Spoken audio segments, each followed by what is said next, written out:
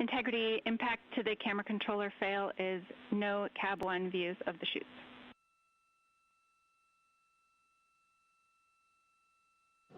Integrity.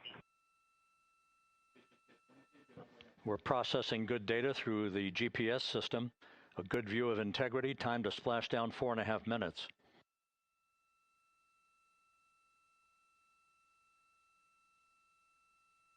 And a view of integrity from the WB-57. We're at 50,000 feet.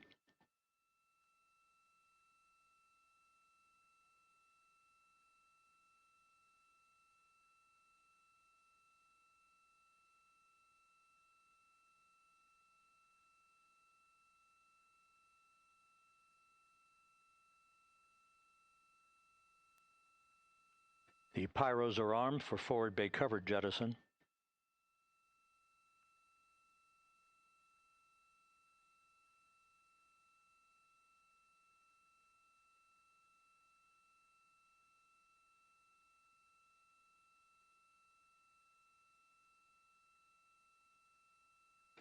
And there go the first series of parachutes. And we're on drogues. And Houston, we're visual 2 drogues out the window. 2 good drogue chutes. Next up. We copy, we see them. Next up, the deployment of pilot parachutes that will pull the main chutes out. Time to splash down 3 minutes and 10 seconds.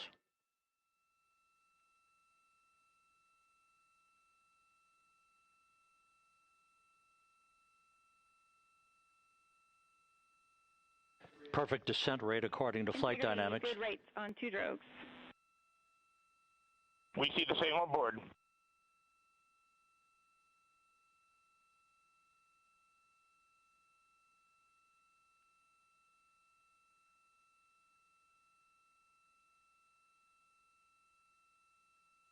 Passing through 10,000 feet, still on drogues.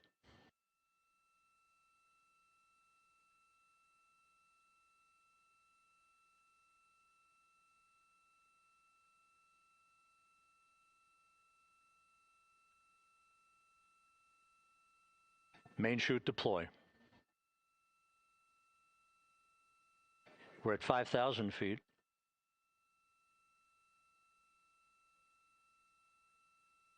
Search and recovery beacon has been activated on integrity. And we have 3 good main chutes. Good 3 main chutes, good reefing, good descent rate. Good rates, and we see 3 good-looking parachutes.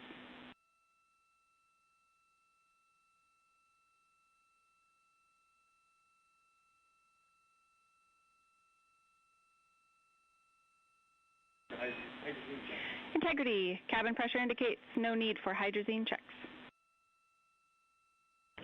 Integrity copies. This is a perfect descent for integrity. Its crew sounding hale and hearty on board. Time to splash down 1 minute, 15 seconds.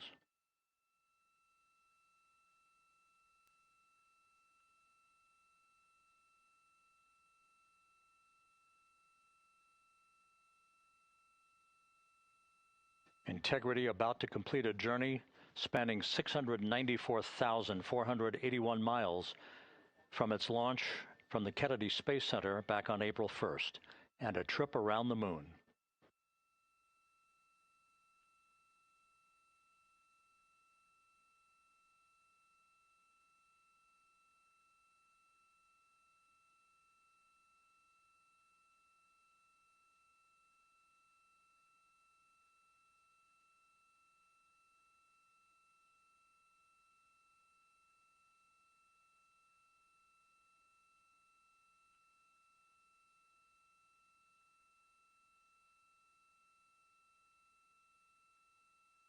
Passing through 1,000 feet.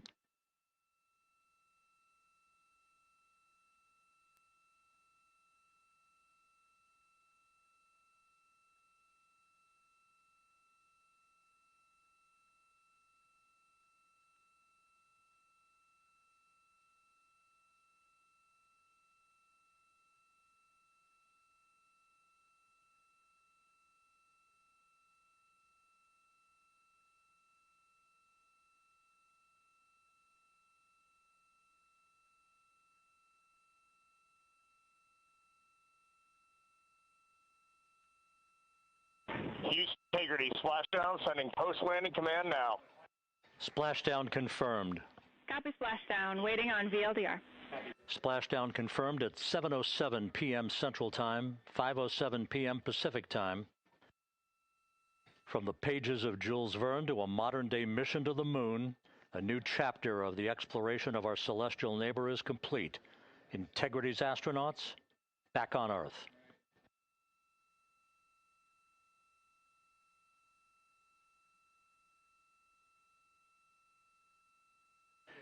And the landing and support officer reports the vehicle is stable 1.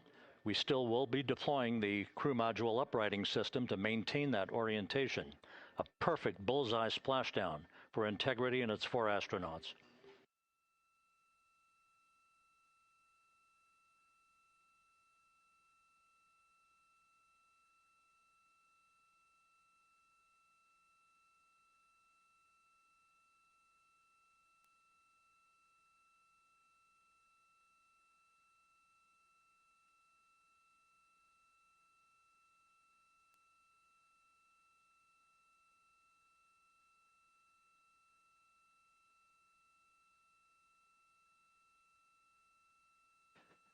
The unofficial splashdown time, 7:07 and 47 seconds p.m. Central Time. We'll get that refined for you. That would put the end of the mission at a mission elapsed time of 9 days, 1 hour, 31 minutes, 35 seconds.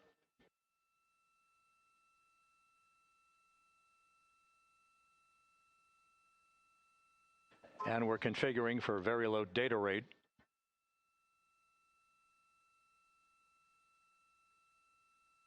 Once again, splashdown occurring in the Pacific, southwest of San Diego at 7:07 and 47 seconds p.m.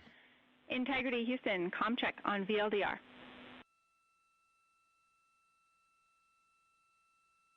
Houston, we have you loud and clear on VLDR. How else?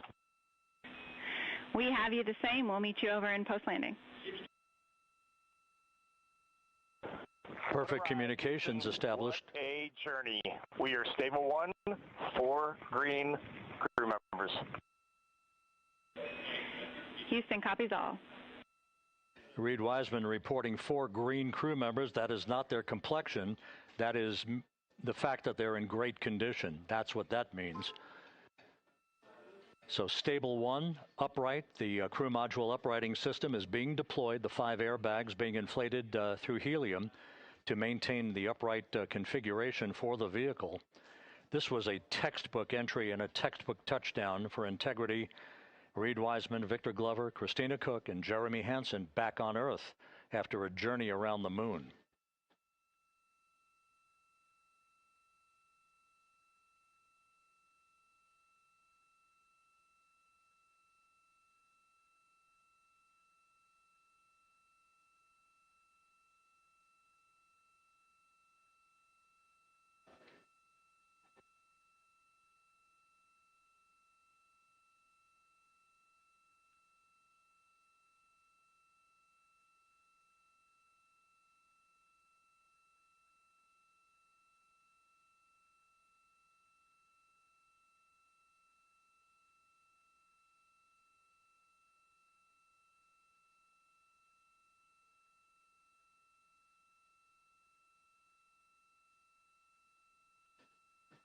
We continue to monitor the functioning of the CMOOS system. The airbags are being inflated to maintain a stable 1 or upright configuration. And there's a good view from one of the naval helicopters hovering overhead. Reed Wiseman reporting 4 green crew members, meaning they're all in excellent shape.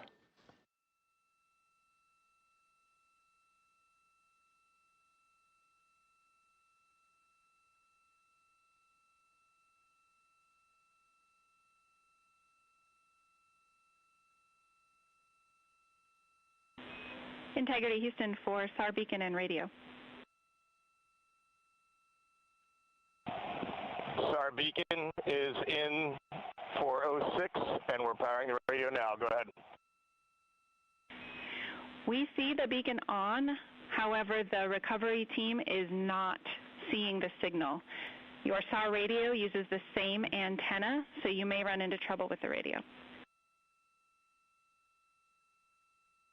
Okay, copy. We are also powering up the sat phone now.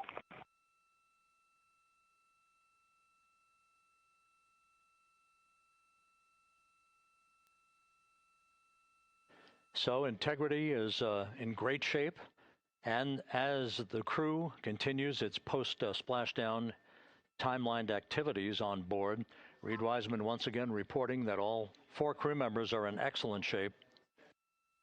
And we have 5 inflated airbags to maintain an upright configuration so that the recovery team can now begin a slow approach to the vehicle.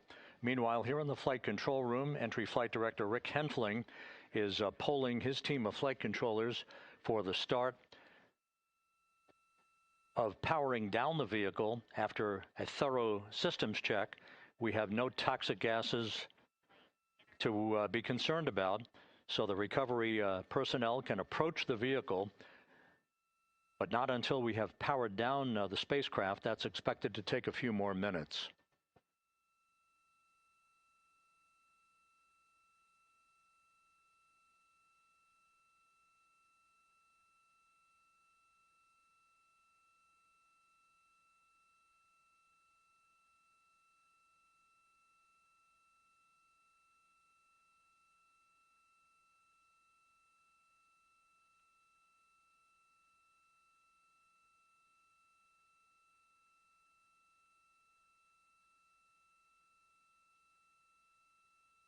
Integrity back on Earth following its historic flyby of the moon. It was, for all intents and purposes, a textbook mission. On 2828, but I'll remain on this frequency. We copy.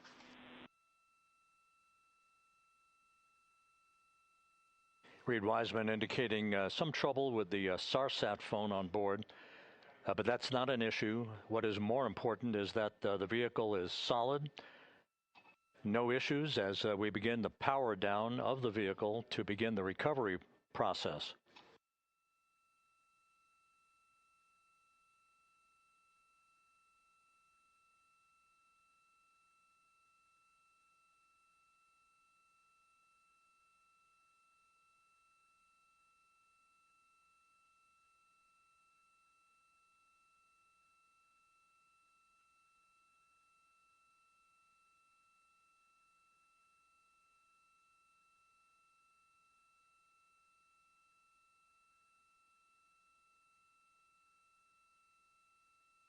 The propulsion officer here in Mission Control reports that we have safed the prop system on integrity.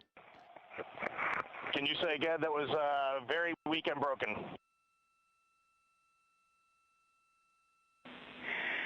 Integrity, Houston did not call.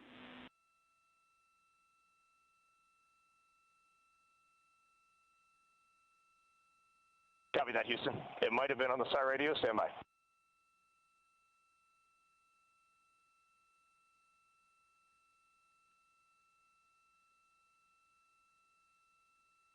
All of the milestones were executed in perfect fashion. Integrity entering the Earth's atmosphere right on time, reaching its peak speed shortly after a blackout period began. We emerged from the blackout period, but the recovery imagery airborne assets were able to pick up Integrity's descent almost immediately through entry interface, tracking the vehicle all the way down. And finally, you saw the sequence of chute deployments. First, the forward bay cover being pulled off the top of the vehicle by a series of 3 parachutes. Then the drogue chutes were deployed, followed by the 3 main chutes that slowed the splashdown velocity of Integrity to just 19 miles an hour.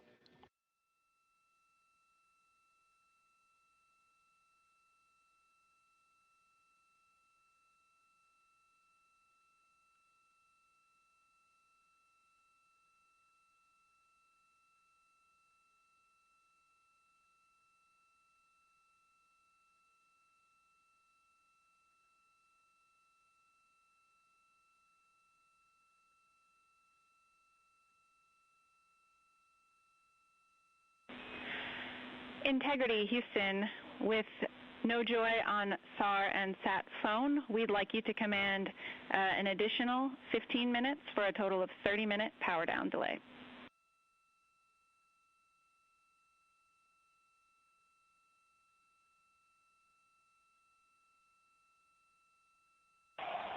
All right, Jackie, we have selected T/D+30.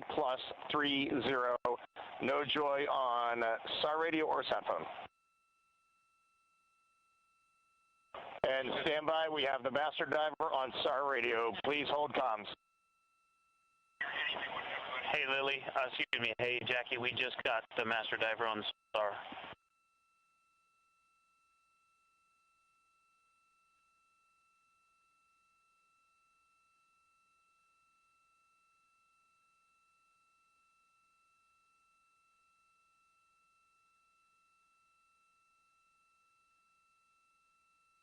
A good view of one of the fast boats. Integrity, Houston, if you are happy with your comm with master diver, you can go back to the 15-minute power down.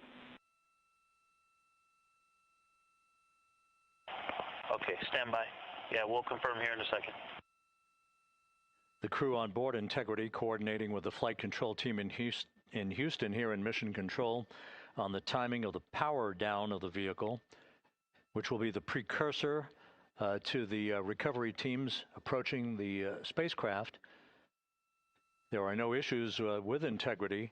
We've had a bit of broken capability in establishing a SARSAT or satellite phone communications capability between the crew on board Integrity and the recovery team. That will get sorted out here shortly. There's plenty of cooling on board Integrity, so there's no rush to begin the power down. I tried to call you on the sat phone and not getting an answer there either. Concur. We haven't had anything come through.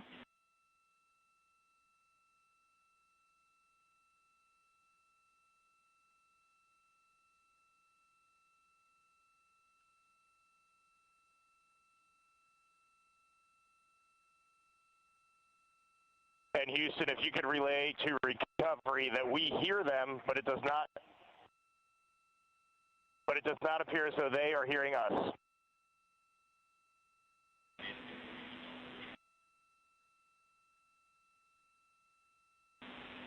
Houston copies, and Reed, just to confirm, you are pushing the PTT on the radio.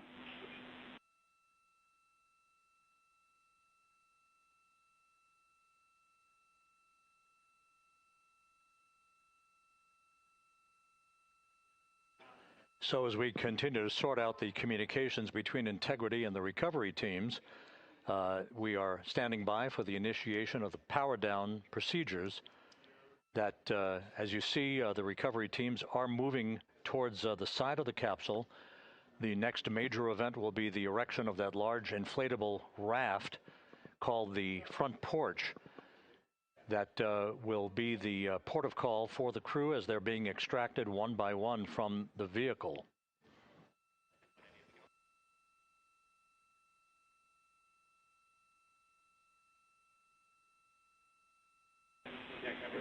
Integrity, Houston, for sat phone, we are going to attempt to call you.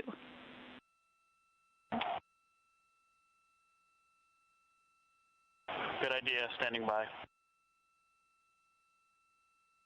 And Jackie, yes, we are pushing the push to talk, the two buttons on the left side of the radio below the up-down arrows. We are utilizing them. I'm rebooting the radio to see if we get good comms. Okay, we copy all, and just to confirm, you are seeing that you're touchdown plus 3030 for power, correct? That's affirmative.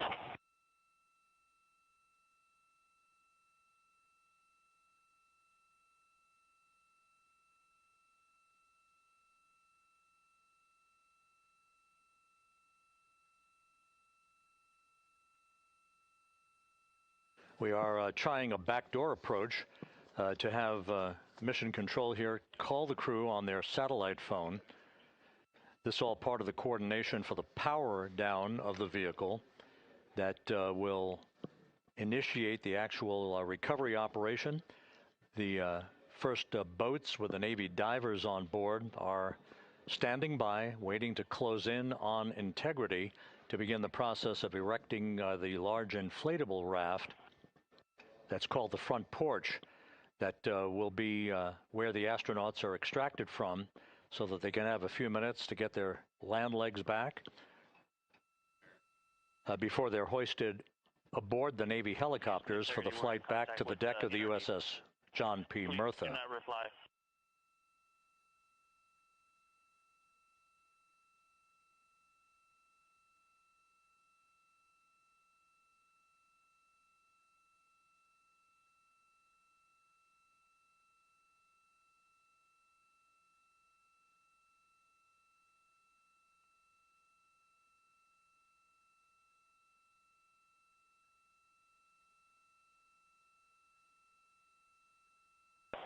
And Houston, please don't reply. NRD, very weak, but readable. Master Diver, we can hear, but they cannot hear us.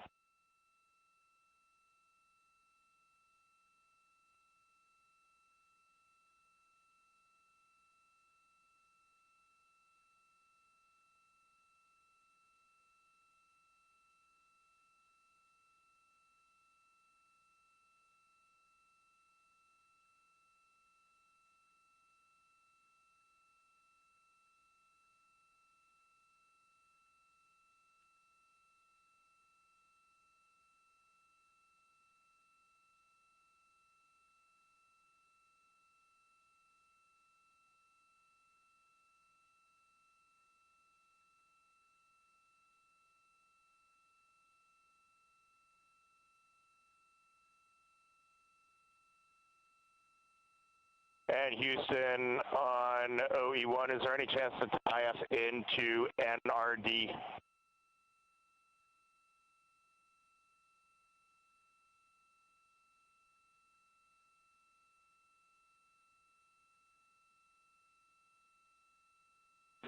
Checking.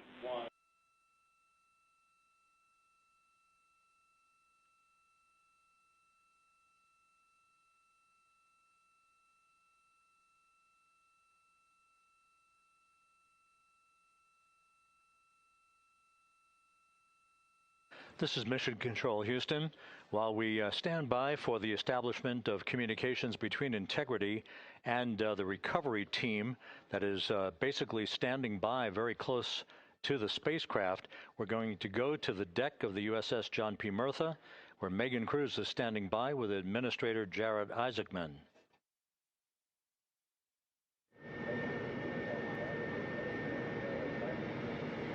Hey, Rob, yeah, just such an honor to be able to be here on the ship, to be able to share and experience this moment with everyone together. And of course, as you just said, yes, here with NASA Administrator Jared Isaacman. Administrator, how did you feel getting to witness this and seeing NASA at its best?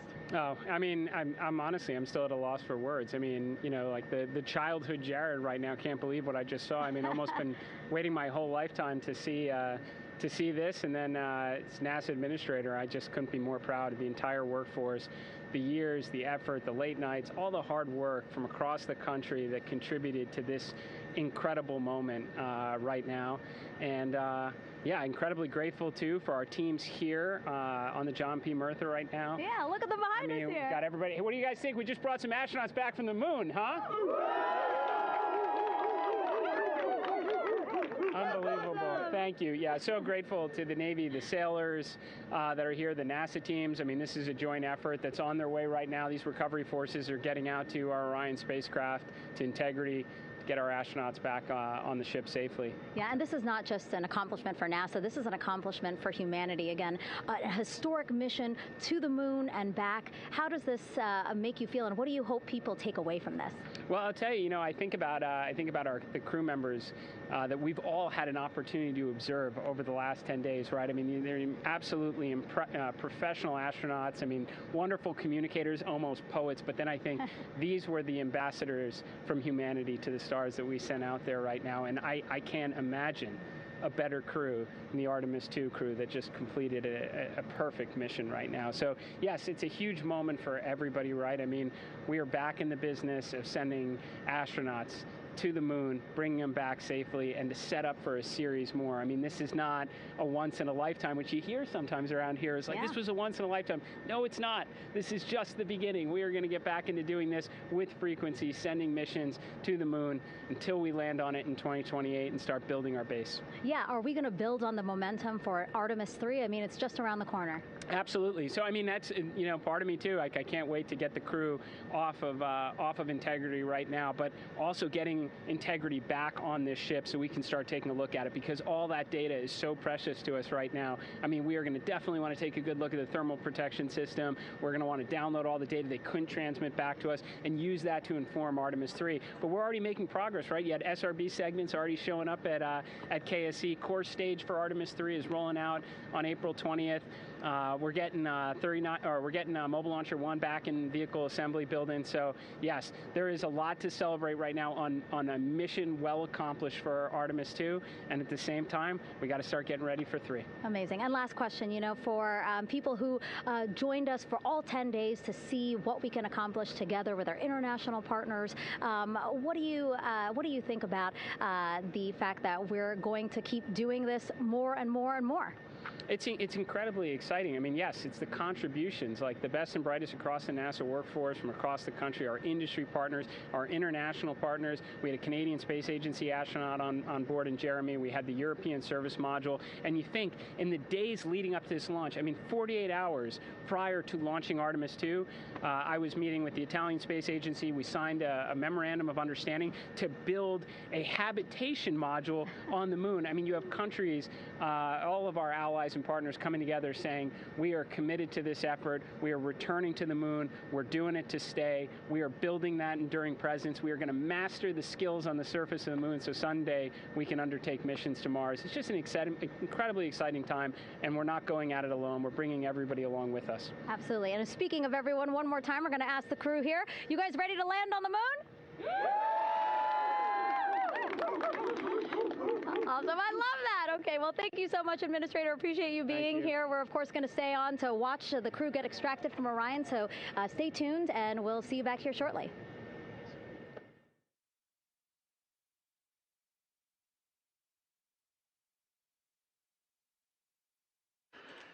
Thank you, Megan, and thank you, Administrator Isaacman. We are in the process of working to establish that communications link and to establish the procedures that will lead to the power down of the spacecraft, which is gently bobbing in the Pacific following a bullseye touchdown that occurred at 7:07 p.m. Central Time, 5:07 p.m. Pacific Time, 2.5 hours before sunset in the Pacific, southwest of San Diego. We have once again heard from the crew during that interview opportunity with the administrator, and we have 4 healthy crew members on board.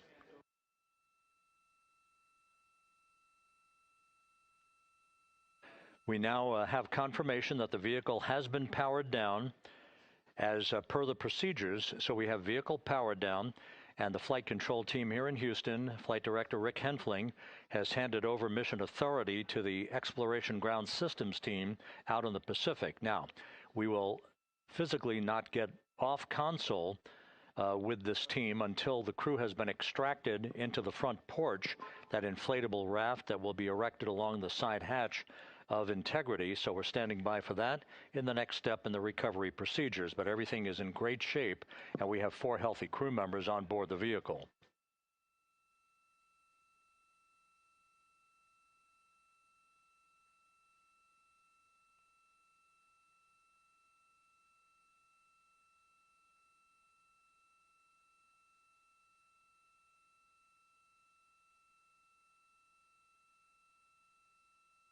All of the entry events went by the book, no issues, perfect trajectory for Integrity that was culminated with one final raise burn to improve the angle of attack for the vehicle as it entered the Earth's atmosphere. All of that flight dynamics computation worked like a charm.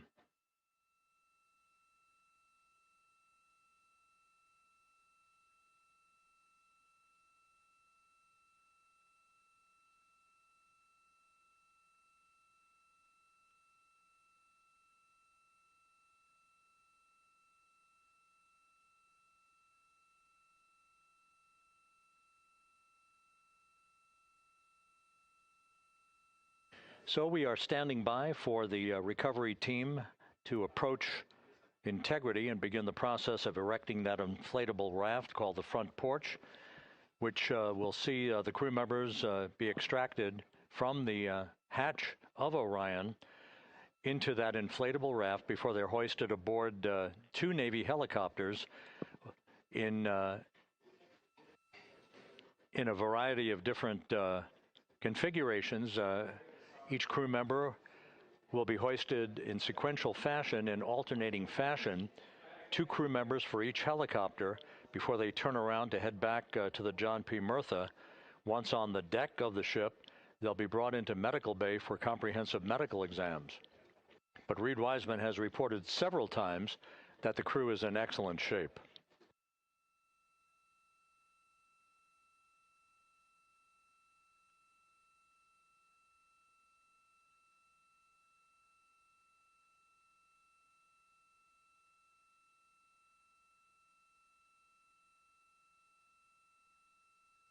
So just to recap, it has been some 26.5 minutes since the splashdown of Integrity in the Pacific. The vehicle is in excellent shape. It performed like a champ all the way down through the Earth's atmosphere. All of the vehicle functions were checked off in excellent trip hammer fashion. The parachutes all deployed as planned. Splashdown occurring at 7:07 p.m. Central Time, 5:07 p.m. Pacific Time.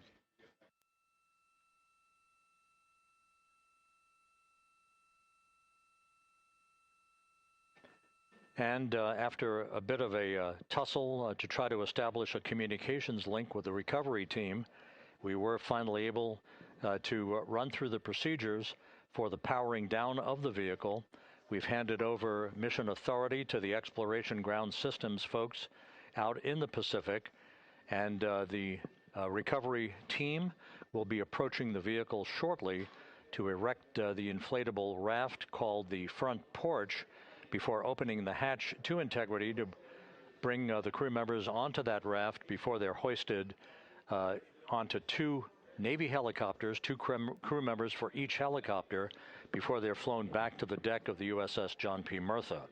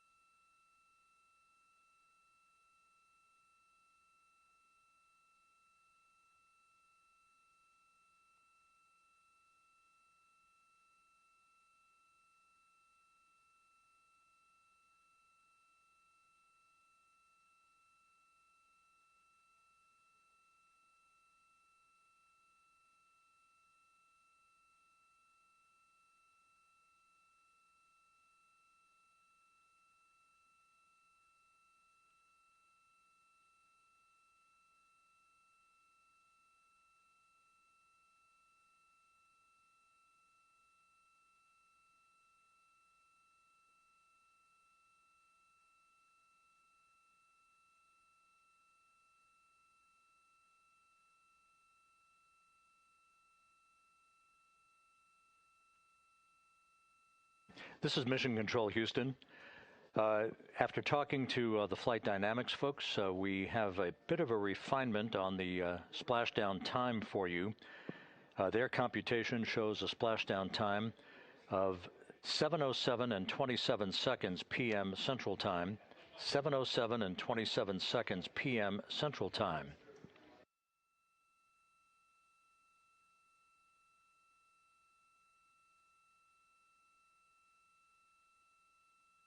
That would equate to a mission elapsed time of 9 days, 1 hour, 32 minutes, and 15 seconds.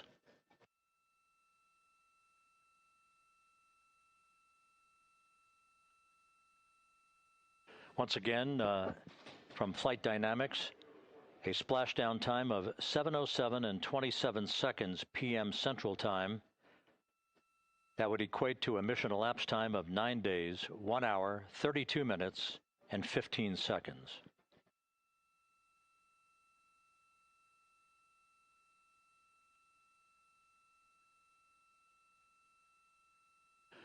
Reports from the Pacific indicate that the recovery team in communications with the crew aboard Integrity, that the crew remains in excellent shape as they await the approach of the team for a final hazard gas evaluation before they move to the side of the vehicle to erect the inflatable life raft called the front porch.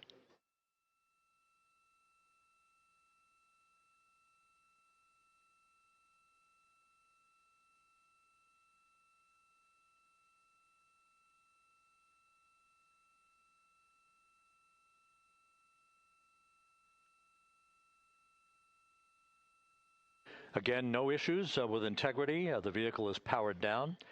All of its systems are now safed. We have handed over mission authority to the Exploration Ground Systems folks in the Pacific, but we will not stand down and have the entry flight control team depart its positions until that inflatable raft, the front porch, is erected, the hatch open, and the crew having exited the vehicle. So that's the next step in the recovery process that will lead to the hoisting of the crew members. For 2 crew members for each helicopter, they'll be hoisted to a pair of Navy helicopters that will then fly a short distance back to the USS John P. Murtha. What you're looking at is one of the fast boats circling the vehicle to make a hazard assessment.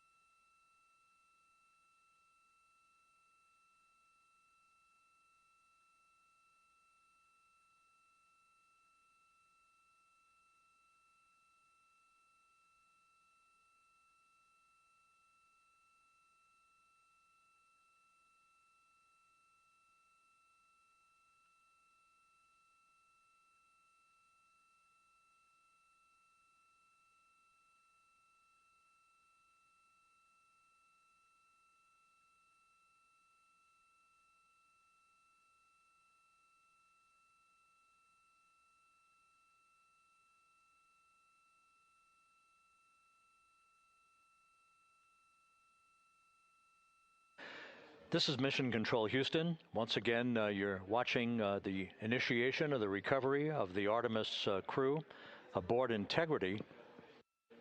All of the Navy divers and the fast boats are now approaching the spacecraft after conducting a hazard assessment.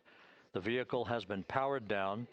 Entry Flight Director Rick Henfling now waiting for the life raft, the front porch, to be erected along the side of the vehicle so that the hatch can be opened and the crew members extracted from Integrity, soon to be hoisted one by one into a pair of Navy helicopters for a short flight back to the deck of the USS John P. Murtha. If you missed it earlier, we talked to Flight Dynamics and received a more official touchdown time or splashdown time, as it were, of 7:07 and 27 seconds p.m. Central Time, 5:07 and 27 seconds p.m. Pacific Time. That would equate to a mission elapsed time of 9 days, 1 hour, 32 minutes, and 15 seconds.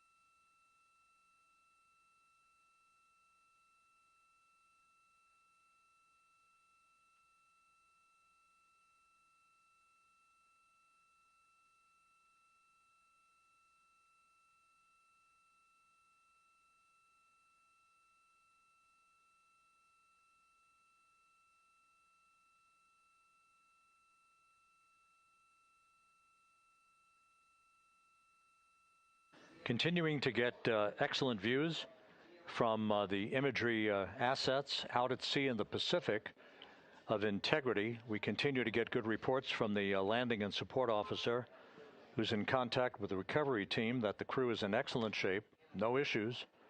They're just currently biding their time, waiting for the front porch to be erected. We have no hazardous hazard gases and no hazardous situation with the vehicle. It performed perfectly all the way down from entry interface to its splashdown in the Pacific at 7:07 and 27 seconds p.m. Central Time. And as you can see, the first phalanx of recovery personnel now pulling up alongside of Integrity.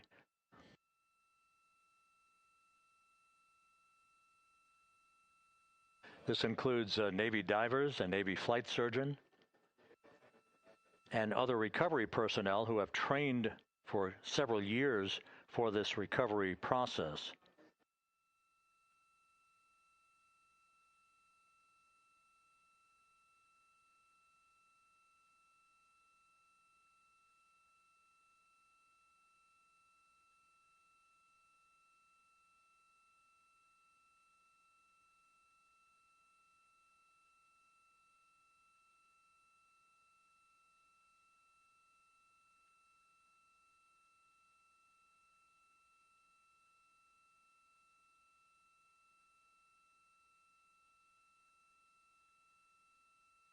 At this hour, some 41 minutes following splashdown, the vehicle has been powered down. There's no hazardous gas emanating from the vehicle. That's why the first team of recovery personnel has been able to pull alongside Integrity. And the reports continue to come in that the 4 astronauts are in excellent shape.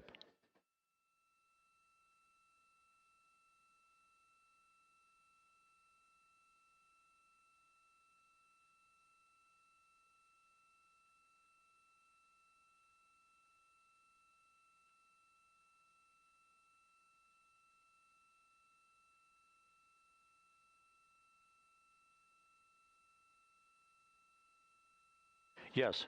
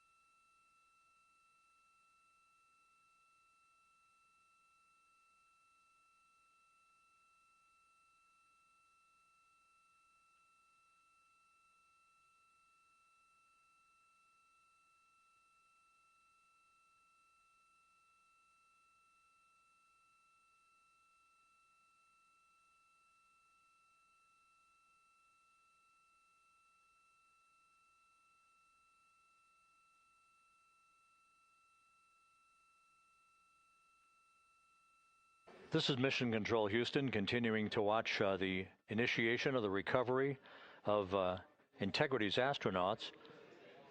One by one, they'll be brought out of the spacecraft onto a large inflatable raft just a short time from now. In the meantime, we can go back to the USS John P. Murtha, where my colleague Megan Cruz is standing by to provide her situation report. Megan, can you hear us?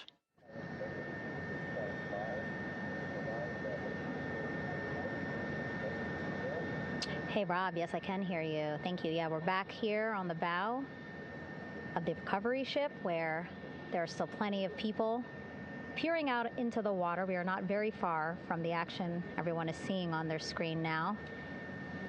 The Orion spacecraft, Integrity, in the ocean, surrounded by a number of recovery boats.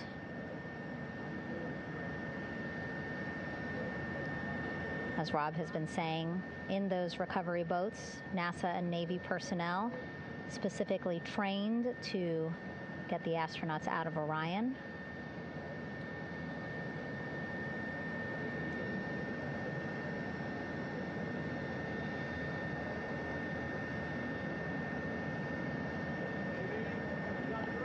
In some of our wide shots, you can probably see that there are 6 boats out in the water.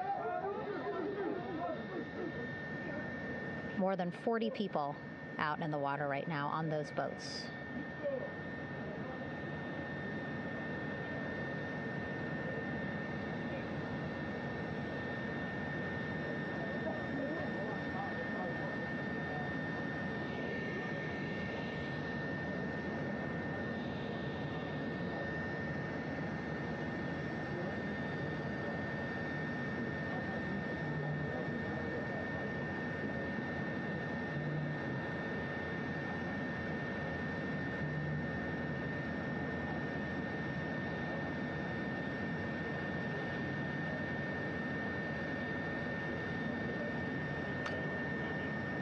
First order of business is to set up the front porch and the stabilization collar.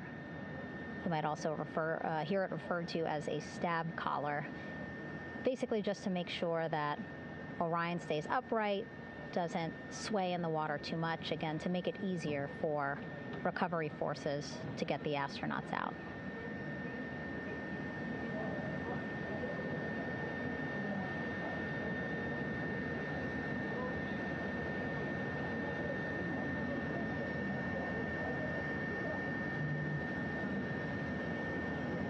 Again, we splashed down in the Pacific Ocean just after 5 p.m. Pacific time here.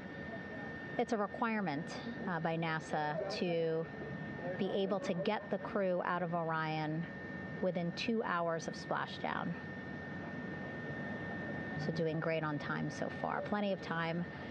No rush either. I was speaking to NASA flight surgeon Rick Schuring earlier in this broadcast, and he said to me, no rush to get the crew out. Just want to make sure that they're feeling good, and whenever they're ready to take their step out of Orion and onto that large raft, the front porch, folks will be ready.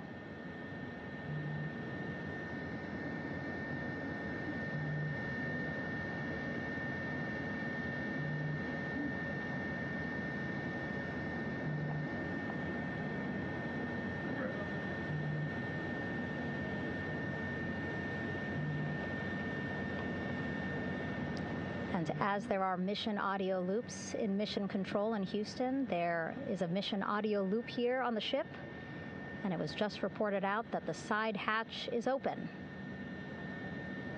Side hatch of integrity is open. You're getting these beautiful shots from our aerial assets.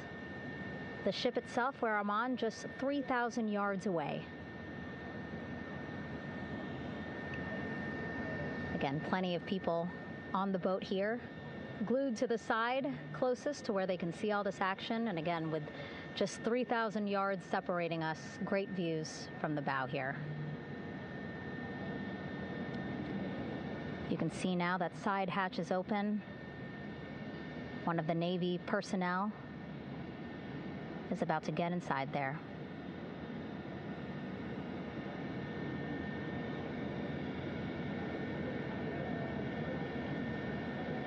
In they go. In total, 4 will go into Orion. So it'll be a little bit of a tight squeeze, but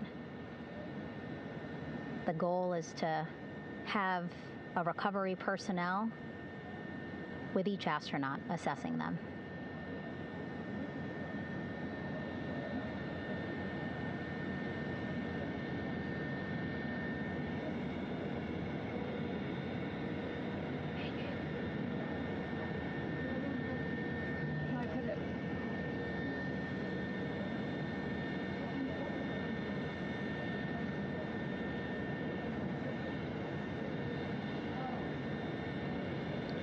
Boats getting closer now.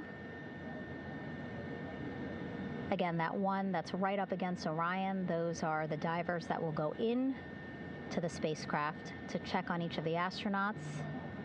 These other boats will begin doing a number of things, putting on that stabilization collar onto Orion, building that front porch. Eventually, they will retrieve the parachutes, as well as tow Orion back to the well deck of the recovery ship here.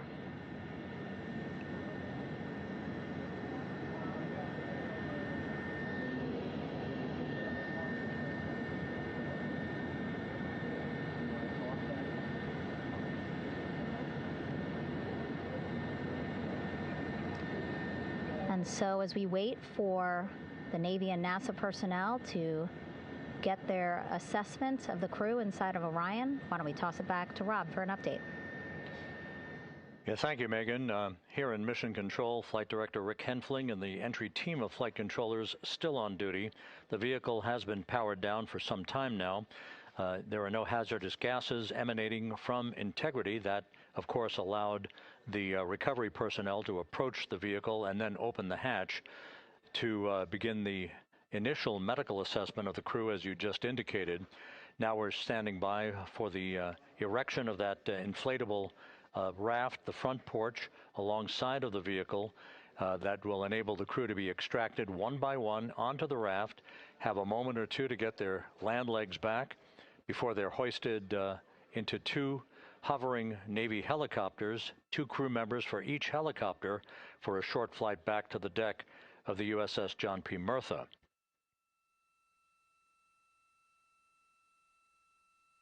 All of Integrity's systems operated flawlessly throughout the course of the approach to the Earth, the entry into the Earth's atmosphere, and all of the key milestones that followed in this high-speed return to Earth for Integrity, a mission that spanned more than 694,000 miles from the vehicle's launch from the Kennedy Space Center atop the Space Launch System back on April 1st.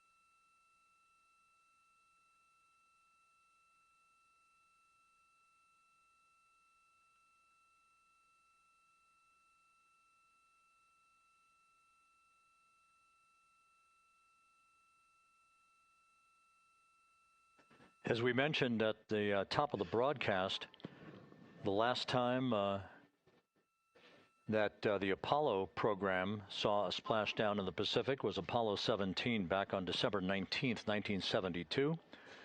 So for the first time in 53 and a half years, we have reenacted that with the arrival of Integrity's astronauts as they flew around the moon in that historic lunar flyby that began with a trans-lunar injection burn that took them out of Earth orbit following 24 hours of a high Earth orbit trajectory. The high Earth orbit trajectory enabled flight controllers here to have a full 24 hours to evaluate the systems on Integrity and the condition of the crew before they would commit to flying to the moon.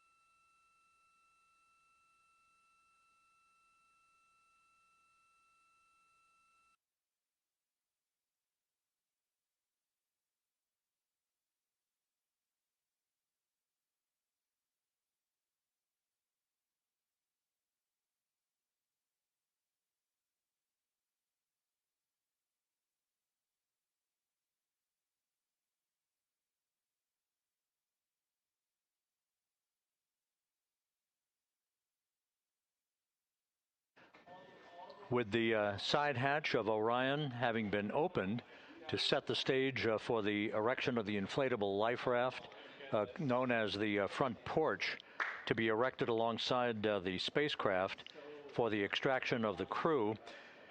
Let's play for you an interview that my colleague Megan Cruz conducted on the USS John P. Murtha with Navy diver First Class David McMahon that explains how this process is unfolding. Okay, Davey, so you and some of your team, one last look over of the stabilization collar, correct? Yes, ma'am. Okay, so what is this stabilization collar? This is what's going to stabilize the capsule out there in the ocean. We don't know how good the weather or the waves will be that day, so this will help prevent any unnecessary occurrences from happening, stabilizing the capsule and the astronauts inside. So basically this is a float that will go around Orion. I'm assuming that what they're doing right now, these are the lines that will attach the collar onto Orion? That is correct. And so what are they doing here? So we've got the lower line that will secure the inflation device before we inflate it. That gives us the go-ahead that it's secure in its space, and then we'll inflate it. And then once that is done, we'll undo all the carabiners and get this orange line on top tied in the same fashion. And then this will be secure to the capsule, and the astronauts can safely take their first steps out of the capsule onto the front porch. Okay, and how long will it take them to set up the stabilization collar? We should definitely be able to handle this in under 10 minutes. Okay, wow. And then you just mentioned the front porch. So basically after they set up the stabilization collar, then they set up what's called the front porch here. That's correct. Okay, and what's the front porch? Front porch is basically a bigger waiting room for the astronauts to sit in while we wait for the helicopters to show up and grab them. Okay, so the medical team that was inside with the crew, they're going to help them out and onto the front porch? That is correct. And then what happens here? We have hired trained medical personnel also on board the front porch that will give them lookovers and just make sure they're okay while we wait for the helicopters to show up. Okay. How does it feel, I mean, your team, you, to be part of a mission that's returning astronauts from the moon in more than 50 years? We all feel extremely honored to be a part of this, as well as a bigger mission for the Navy and joining up with NASA to do great things. Mm-hmm. And do you feel like you and your team are ready? Yes, very ready. Cool. All right, thank you so much. Thank you.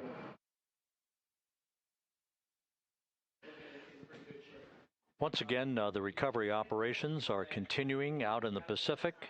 We shortly should see that life raft, the front porch, erected alongside the side hatch of the vehicle.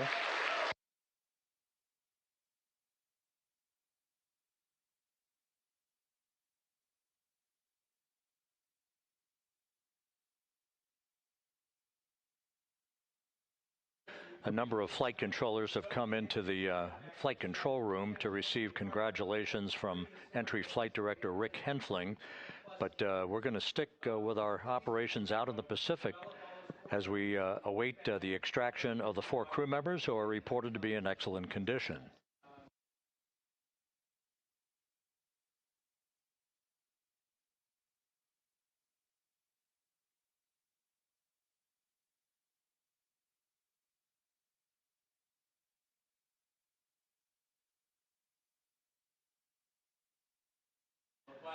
Again, while we stand by for that front porch to be erected alongside of the side hatch of the vehicle, let's go back to the USS John P. Murtha and Megan Cruz. Megan?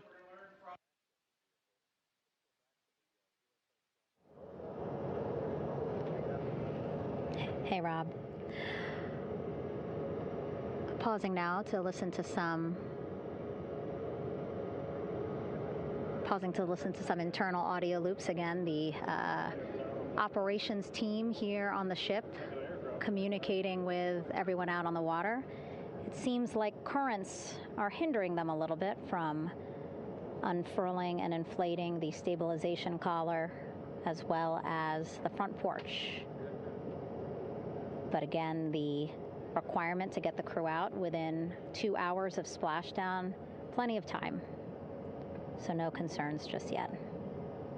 But as calm as the water looks, yeah, it looks like it's hindering the teams just a tad.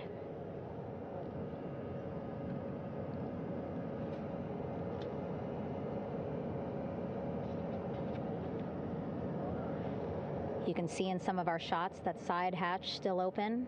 Again, inside there are now 8 people inside. 4 divers, Navy divers, all with medical training, each assigned to an astronaut each. Making sure that they're comfortable, feeling good.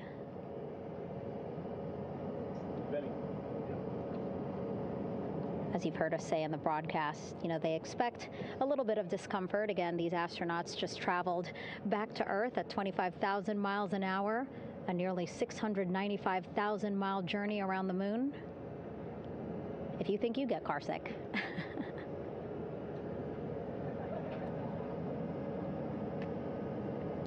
Again, 6 boats out there, lots of gear with them, just in case, right?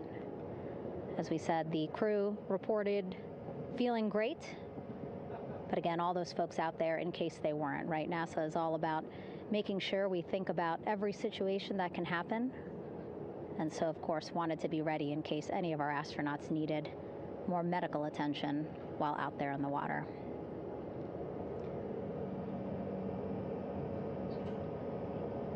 You see now teams, again, trying to set up the stabilization collar and front porch for the crew to get out of Orion. They need both, right? The stabilization collar will keep Orion from swaying as you see it is doing now.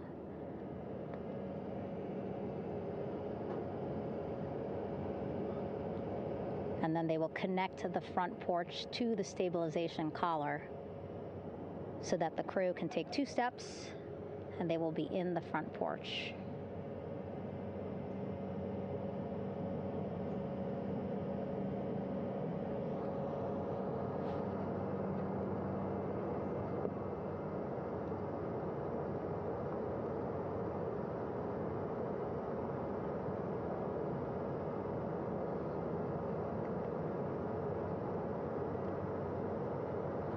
Not a lot of chatter on the mission audio loops. That's a good thing. Again, things proceeding pretty nominally, even if they're fighting some currents out there on the Pacific Ocean.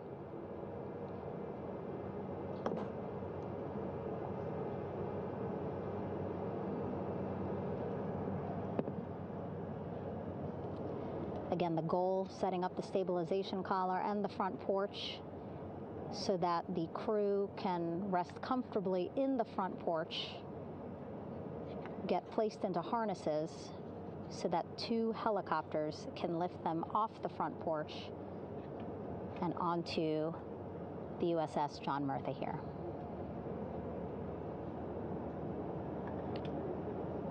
The helicopters are going to take turns picking up an astronaut. So again, Helo 1 and Helo 2.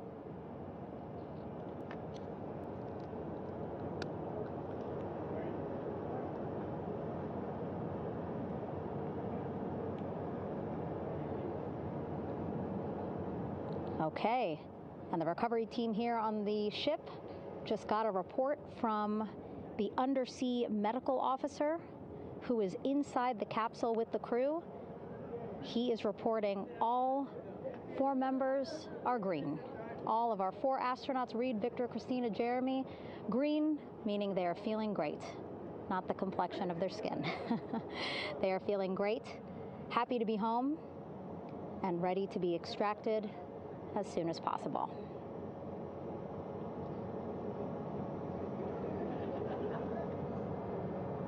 And so, as I was saying, we have 2 helicopters circling the activity you're seeing on the water right now.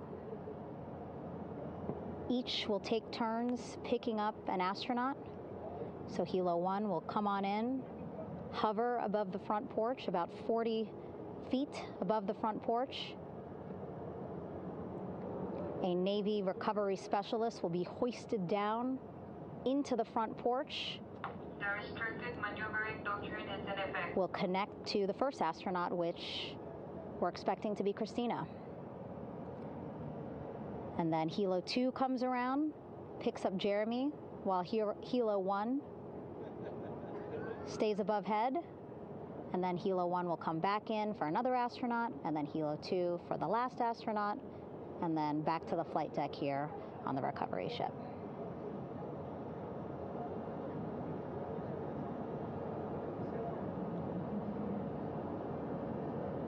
I was talking to Assistant Artemis Recovery Director Paul Sierpinski. He said helos are a much quicker, safer way to get on board. They did actually consider boats, but then if you think about it, longer time, the crew would have to move through more of the ship. This way the helos will give a more direct, quicker route to the medical bay for our 4 astronauts.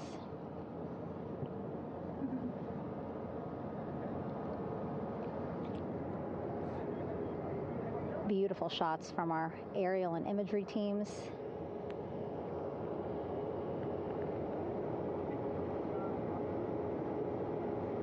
Clouds have dissipated for a clear view from the bow of the recovery ship here.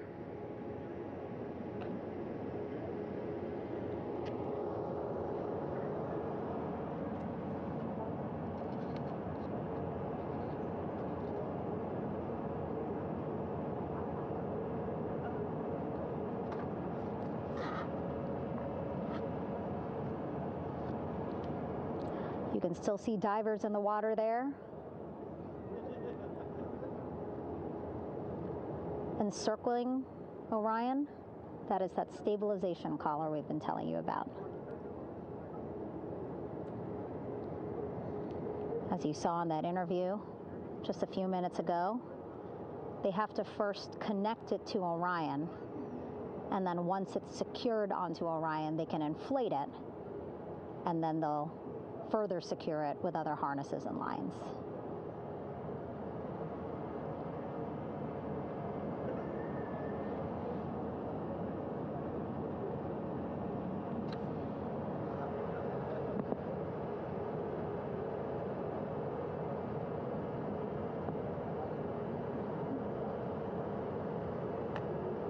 About an hour and 10 minutes since splashdown in the Pacific Ocean here.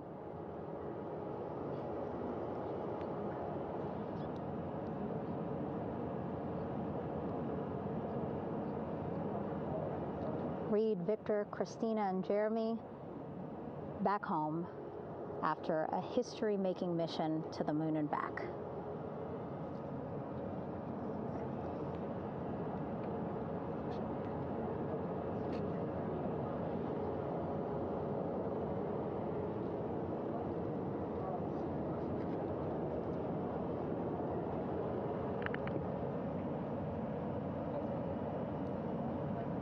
If you missed what we said just a couple of minutes ago, the undersea medical officer inside with the crew in Orion, reporting all 4 crew members feeling great.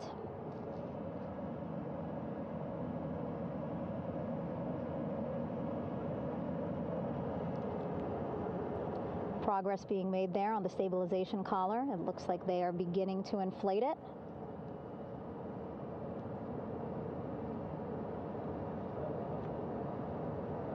And it looks like they're starting to unfold the front porch in order to get that into the water here shortly and inflate that as well.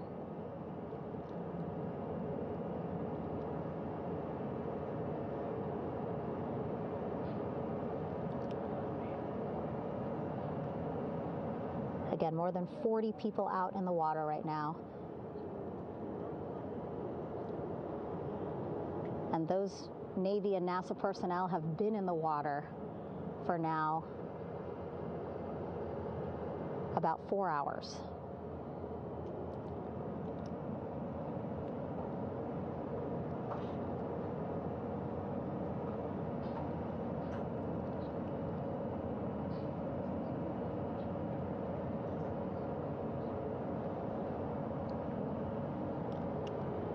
The reason why they had to get out so early is just to stage everything. And actually here on the ship, when there are flight operations happening, you can't have anything else, right?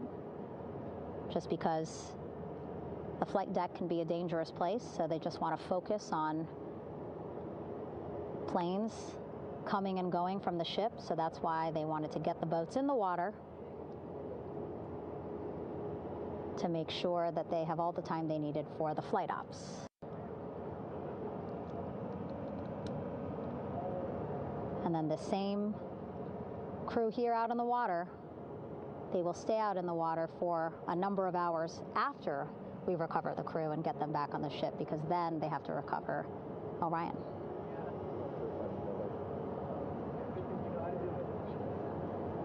All right, that stabilization collar looking good around Orion. We're now seeing some recovery personnel getting on to that collar. Again, they need to further attach it to Orion to make sure that it can really prop up the spacecraft. It's basically lifting it up off of the water just a tad. Again, so it's not so... Come off me for a minute.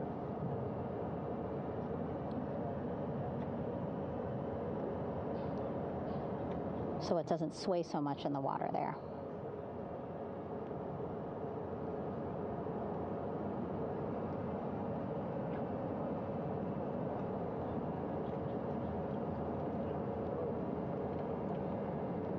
And now that front porch looks like it's nearly fully inflated as well. You can see a much larger surface area.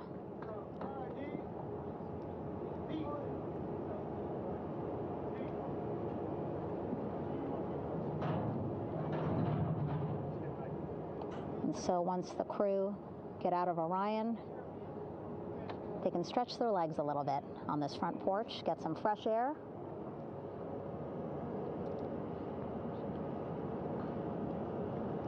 And enjoy this beautiful day here on their home planet.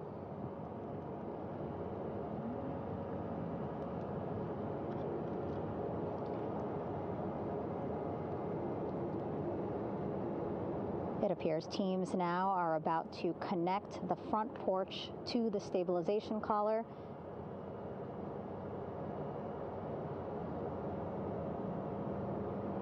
And at that point, when both are secure, we should soon see astronauts come out of Orion.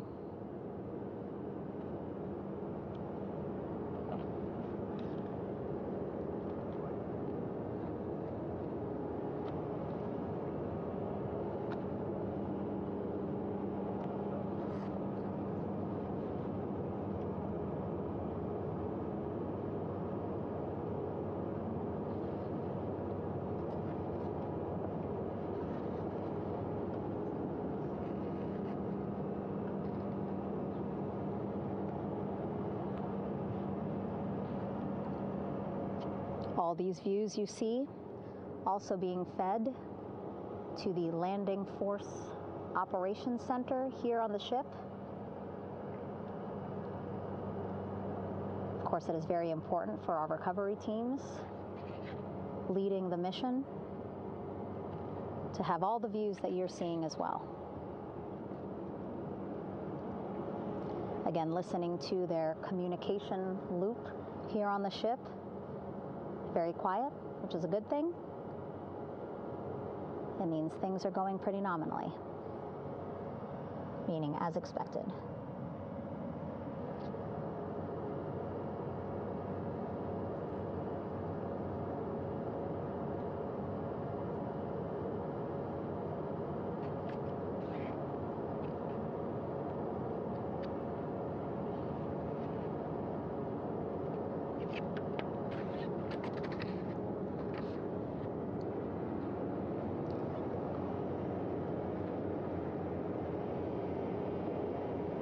Again, all this activity happening just 3,000 yards away from the ship. So that means this will be a very quick flight back on the helicopters for the crew.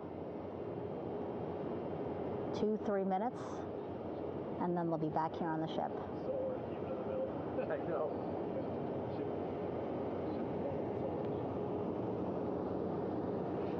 Okay, saw a thumbs up from one of the personnel on the front porch. It looks like they are now getting ready to deploy what they call the Air Rescue Vest, ARV. And so this is the harness that each crew member will get into in order to be hoisted into the helicopters. Again, those helicopters hovering just about 40 feet above the front porch when they're ready to pick up each crew member.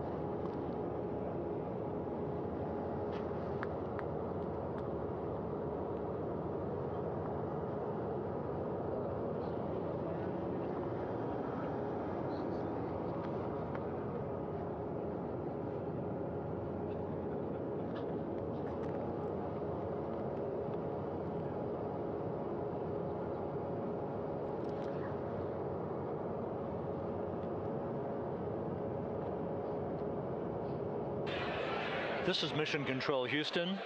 Behind me, a fairly raucous scene as hundreds of flight controllers have poured into the flight control room here. This is reminiscent of the scene after the final shuttle mission of STS-135, although that was the end of a program. This is only the beginning of a program with the textbook splashdown of Integrity and its 4 astronauts. We're standing by for the crew to be extracted from the spacecraft. Entry Flight Director Rick Henfling invited all of these flight controllers who have contributed to this mission to enter the flight control room to have an opportunity to receive well wishes and to share the mutual glow that exists in the wake of a textbook mission for Integrity. On the front screen here in Mission Control, a sign that says "Welcome Home Integrity, taking humanity back to the moon, going further, and returning safely to Earth." So all of that jubilation, part of the post-splashdown activities, even as we await the crew being extracted from the vehicle to be hoisted onto Navy helicopters for the trip back to the USS John P. Murtha.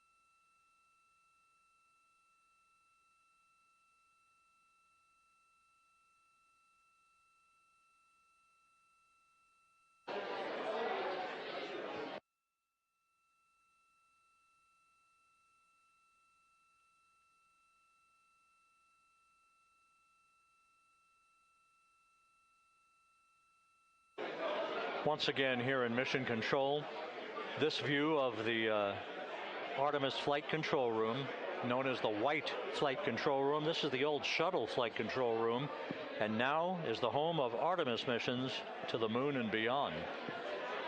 Once again, quite a few flight controllers were invited in by Entry Flight Director Rick Henfling to share in the jubilation following the successful splashdown of Integrity.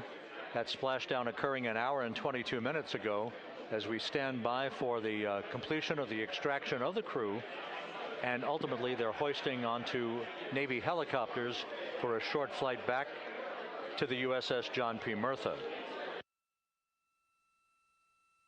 Splashdown occurred at 7:07 and 27 seconds p.m. Central Time.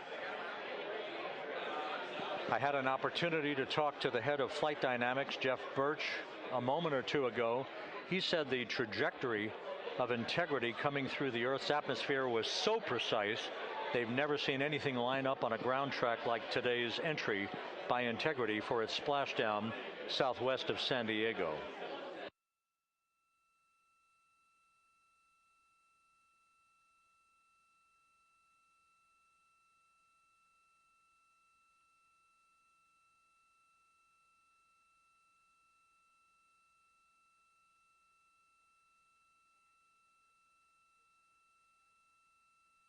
And the initial, you can hear it.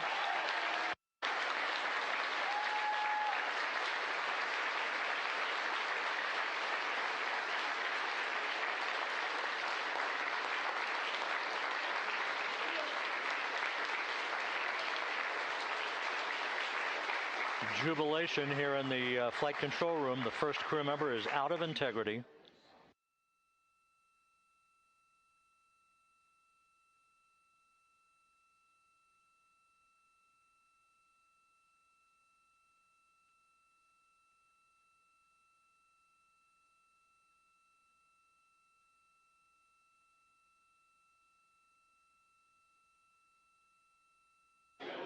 We are expecting the other crew members momentarily to be extracted.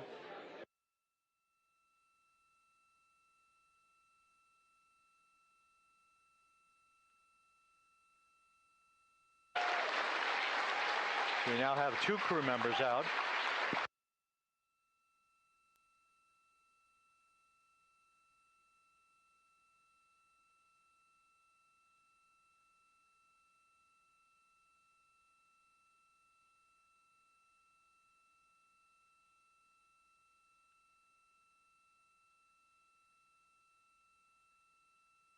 Two crew members out, 2 to go.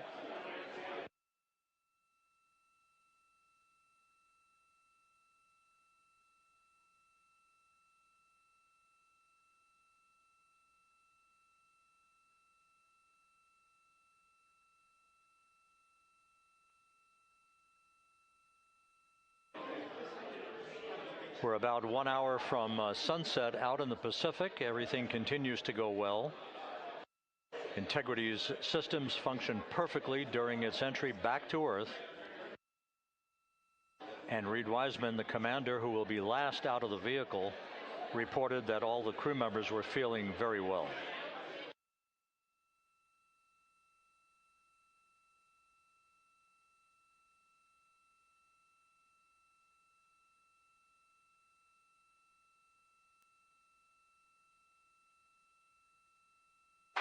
Crew member number 3 now out.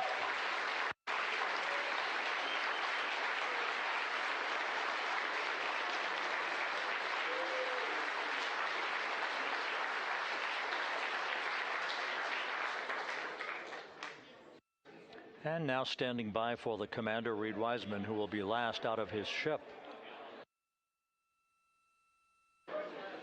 Bobbing in the Pacific under almost ideal conditions, Integrity spanned 694,000 miles during its journey from launch to splashdown.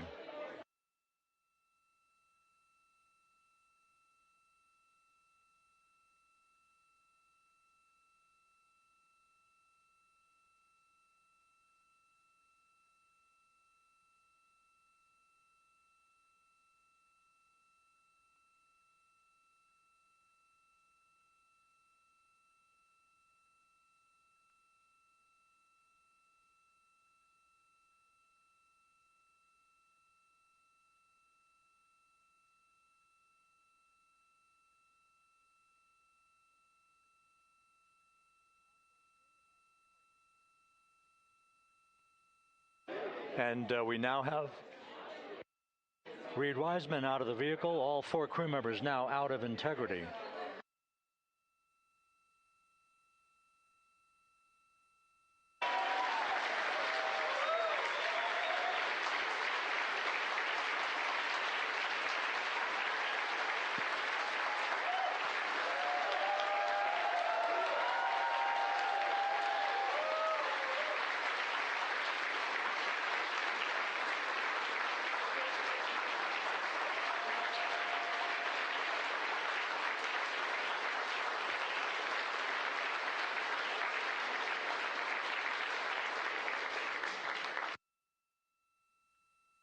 Once again, all 4 crew members now on the front porch, and the procedure to begin hoisting them up to these 2 Navy helicopters hovering overhead will begin shortly.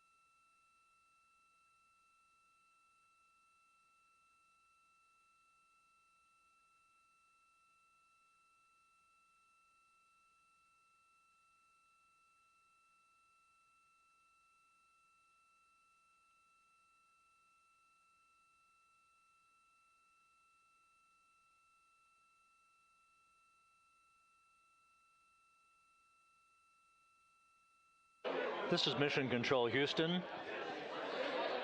The mission is over, but the melody lingers on as jubilation continues here in the flight control room. We should be expecting NASA's Associate Administrator, Amit Kshatriya, to be joining us shortly for a short interview while the recovery operations continue out in the Pacific. So we'll stand by for that.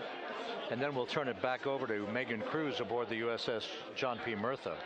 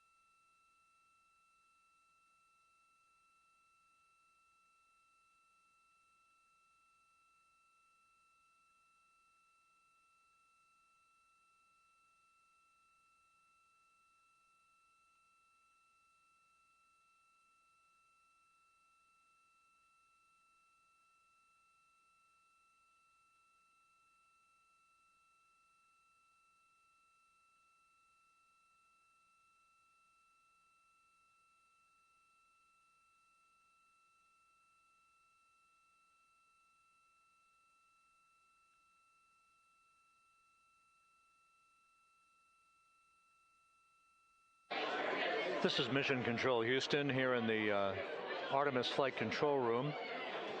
A number of flight controllers basking in the glory of the successful end of this mission that carried 4 astronauts around the moon on a lunar flyby, and the first test flight of Orion with crew members on board. Splashdown occurring an hour and 32 minutes ago after a flawless descent back into the Earth's atmosphere for the vehicle. Its 4 crew members in good shape, simply enjoying their time right now on the front porch, as it were, the inflatable raft alongside of their Integrity spacecraft. We're expecting Amit Kshatriya, the NASA Associate Administrator, to join us here momentarily for a brief interview before we turn it back over to Megan Cruz aboard the USS John P. Murtha, the recovery ship.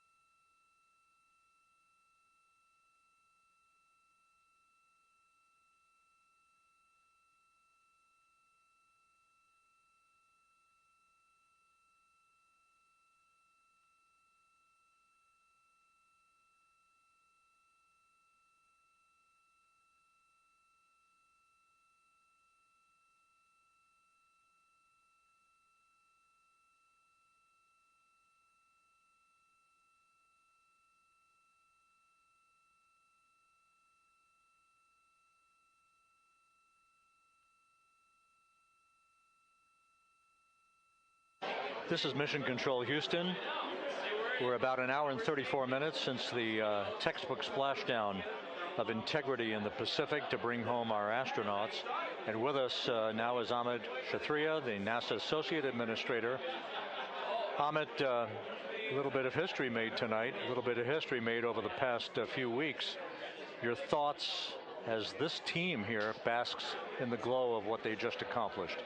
Yeah, Rob, we're here in the control center, and it's kind of overrun with jubilant folks from the Mission Control Houston, as well as engineering, and folks that just want to be here, part of it, as we watch our crew get extracted from the vehicle. And you know, my thought is always about these teams, the team that's in the water right now pulling the crew out, the team here in Houston that worked so hard over the last 10 days, no sleep to get this done.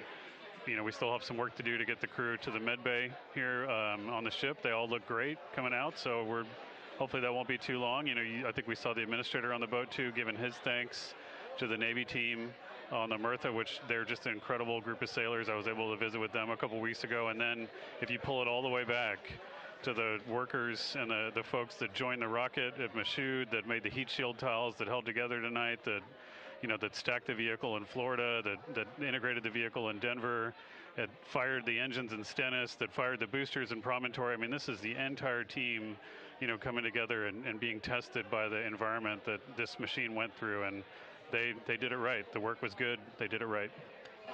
You've said in a number of briefings, of course, and in other forums that this is just the first step. The cadence has to step up, as the administrator has indicated. Now, it's a little early for the full report card on how Integrity did, but did this mission ultimately, from your eyes view, exceed expectations? It absolutely did. I mean, I was waiting to talk about this until we're in the water, and I think we still have, again, work to do to bring it in and really kind of go through it bolt by bolt and see what we learned. But I mean, so far, given what we learned during the mission and given how we performed on ascent, on entry, I always think about energy in terms of the states that you worry about the most, and every time we put these machines through these incredibly energetic states, they came through. So I'm fairly confident that we made a big step tonight to get us on the path towards the surface. I think the path to the surface is open now. We do have to do all the work, and we'll make sure we talk about that as cleanly as we can. We learned a few things during the mission, but I have to tell you, this was an incredible test of an incredible machine. From an American psyche standpoint, the Empire State Building was lit up red, white, and blue tonight. Our coverage was seen on baseball stadiums around the major leagues. How captivating was this experience for the American people, for the world, in fact, as we returned to the moon? I have not been able to watch a lot of the coverage as we've progressed through the mission. I will tell you, just from my witness in Florida before launch, and then seeing the people's faces here, and then reading where I can about how things are going. I think this has been a gift to the world from NASA. NASA has given the world a gift, proving to folks all over the place, especially young people, and that to me is what this is really about. Young people, when they see what we can do when we work together, when we have teams that collaborate, that it doesn't matter how hard the problems are, we can solve them. I'm hopeful that Artemis 2, as folks witness what we were able to do with this incredible crew, this incredible team that we've birthed into the world, scientists and engineers and artists that have been inspired by this. And even if they don't come work in the program, which separately they should come work in the program, because Lord knows we need the help, but even if they don't want to come work in the program, hopefully they grow up to recognize they can do amazing things when they work together and contribute to society and be good citizens and really change the way, the challenges that are coming in the world are overcomable if we work together like this. And one final question. Flying to the moon, we did it. We've done it again this past week and a half or so. But the engineering that went behind the design of this mission and the precision, the pinpoint precision of this vehicle entering that entry corridor, it's almost mind-boggling. Yeah, it is incredible when you think about the energies involved and the uncertainties involved. That when we inserted the vehicle into orbit, it was 99.2% down the middle. When we dropped the vehicle right on top of the fleet here, our guys knew exactly where to go, but the guidance was perfect.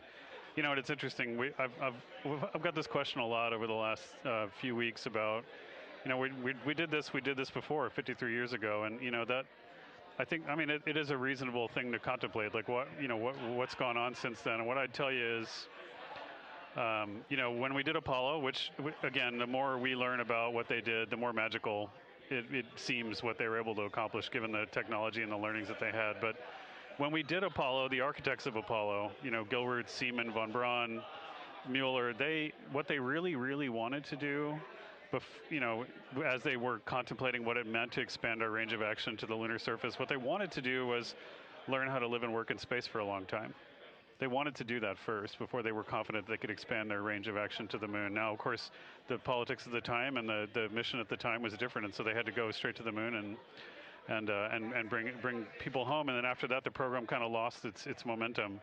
But you know, after that, NASA kept moving along those paths, right? So we recognized during Apollo that reusability was going to be important. We spent a lot of money on those machines, and you know, we spent a lot of money on these machines here. Even though, but we recognized that reusability was important, which is why we built a winged space plane called Space Shuttle, and then we used that reusable machine to build a space station.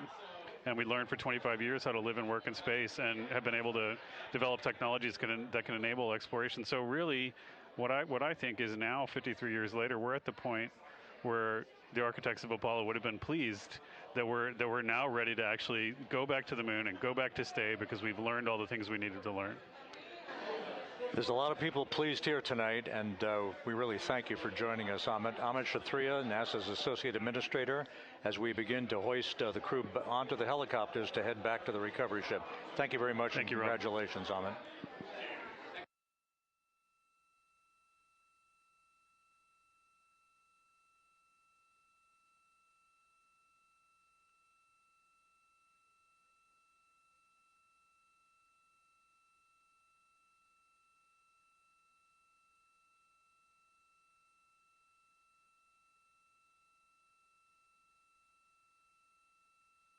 This is Mission Control Houston, with the crew members now beginning to be hoisted aboard the Navy helicopters. Let's go to Megan Cruz aboard the USS John P. Murtha, who will take it from here.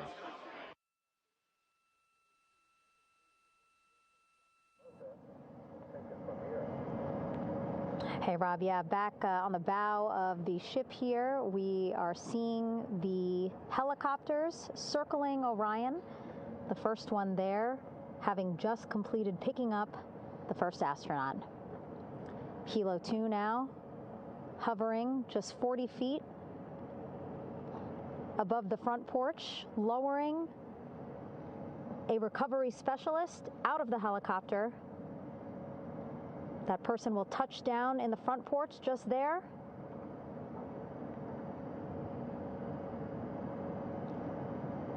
The crew members already outfitted with a harness that will allow them to quickly attach to the hoisting device.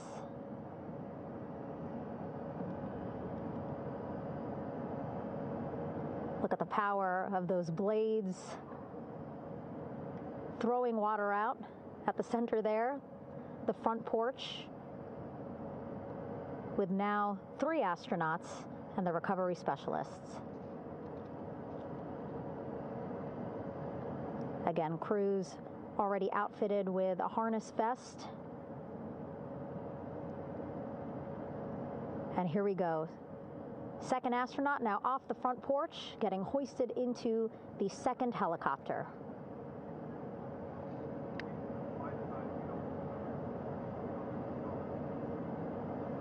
That helicopter will now hover just a distance away to give room for the first helicopter to come back and pick up the third astronaut.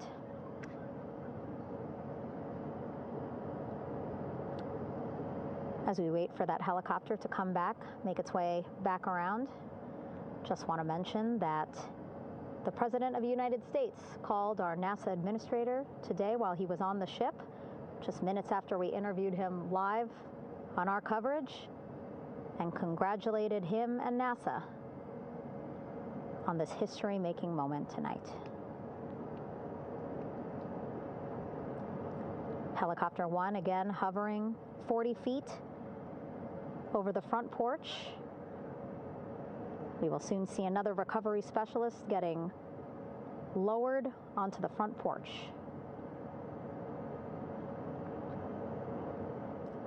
Wow, imagine sitting on that front porch, the wind, the water. But again, the recovery team determined that a helicopter flight back to the ship here would be safer, faster, and more comfortable for our crew who just completed a 10-day mission around the moon. Third astronaut in the air, getting hoisted quickly back into the first helicopter now.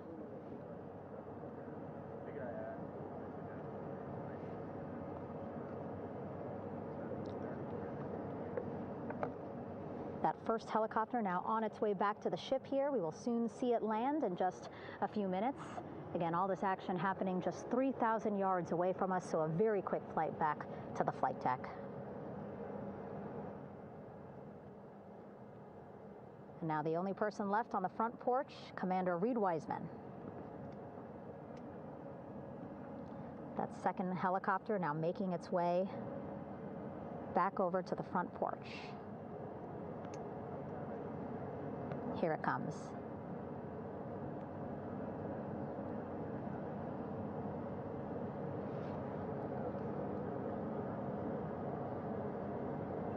Making its final approach here.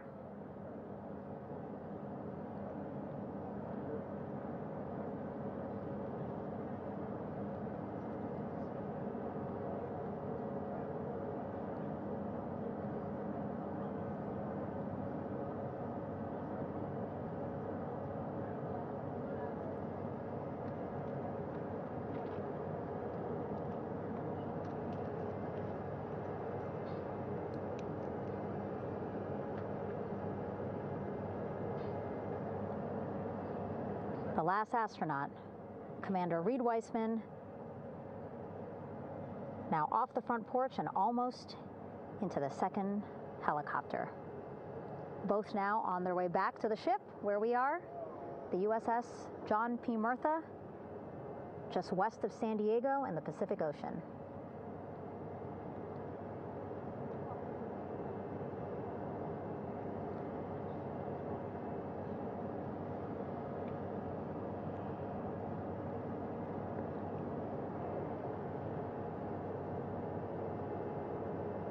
Exciting to see our 4 crew members minutes away from landing on the flight deck here on the recovery ship. 550 people on this ship, excited, ready, anxious, looking forward to welcoming this crew aboard.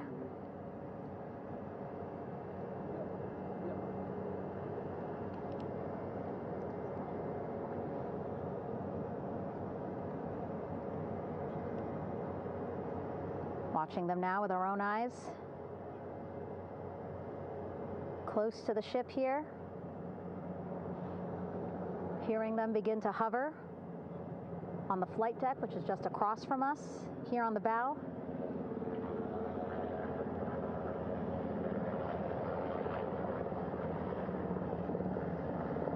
The first helicopter coming in.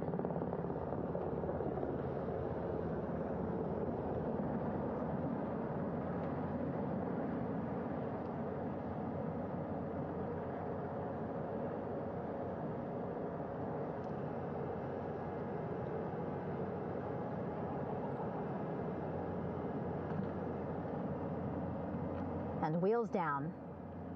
Wheels down of the first helicopter carrying 2 of our Artemis II crew. Pilot Victor Glover and mission specialist Christina Cook.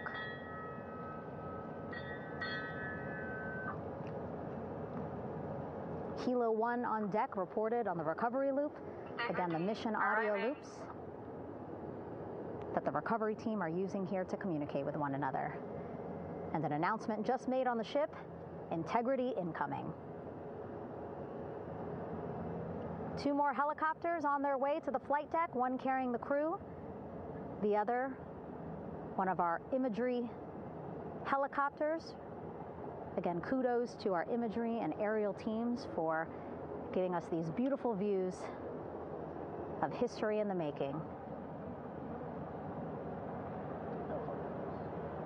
Set amid a gorgeous, soon-to-be sunset here in the Pacific Ocean.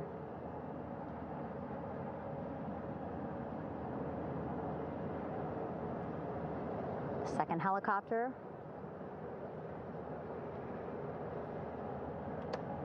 making its approach of the flight deck.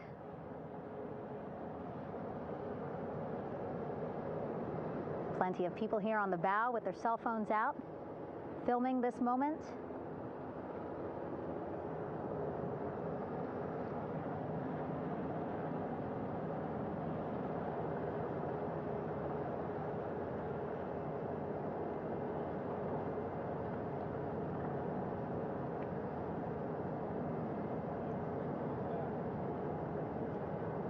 Some impressive flying here by the Navy,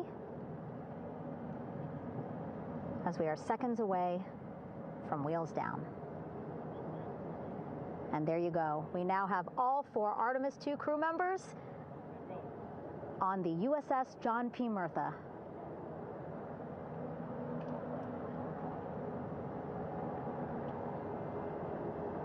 I'm sure they're happy to be out of the water and on this recovery ship with, again, 550 people on board, ready to welcome them home. But first, as we've been saying throughout the broadcast, just making sure the crew feel good. We reported that they were feeling good when they were in Orion, but those were just initial, quick, verbal assessments of how they're feeling. Their destination tonight, the medical bay here on the ship, right after we power down the helicopters here.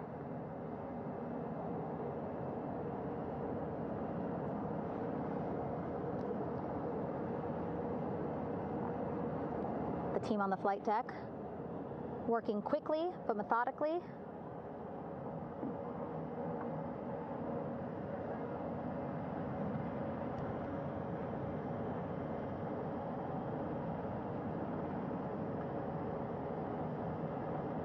Waiting for just one more helicopter to touch down.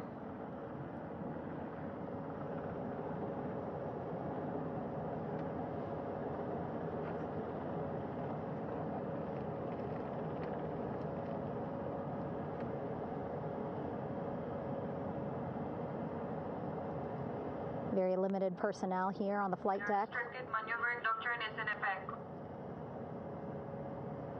As that third helicopter touches down.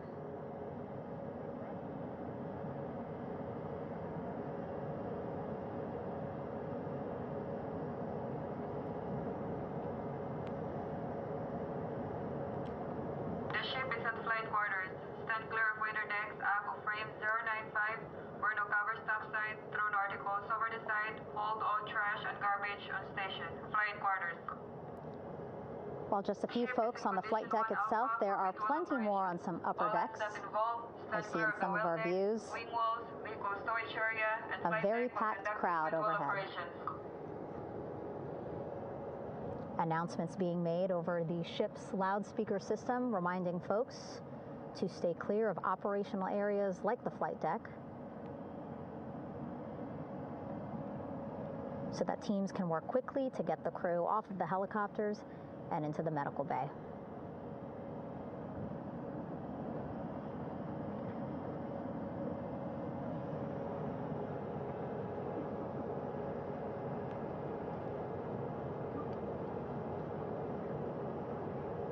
Splashdown today, 5:06 p.m. Pacific time. We are within 2 hours of that splashdown time, and already we have all 4 crew members on the flight deck of the USS John P. Murtha.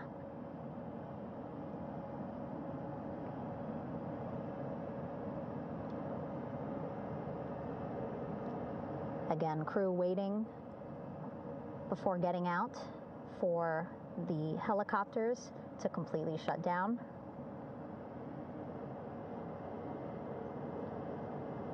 Safety, of course, very important to NASA and the U.S. military.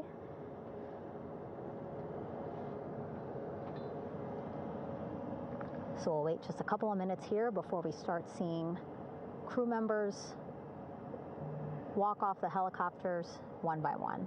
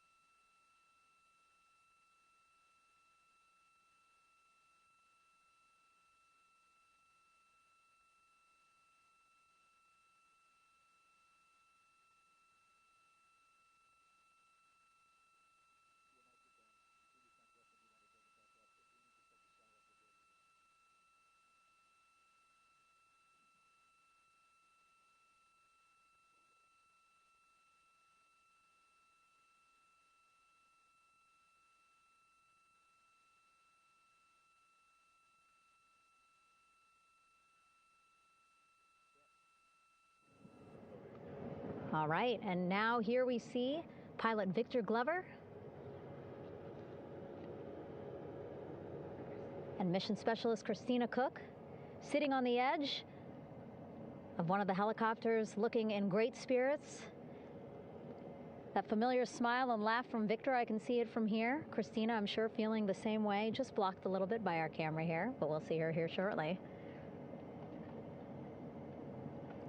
A photographer taking their pictures. Victor saluting folks on the flight deck. They look like they're in great spirits. Happy to be home, I'm sure.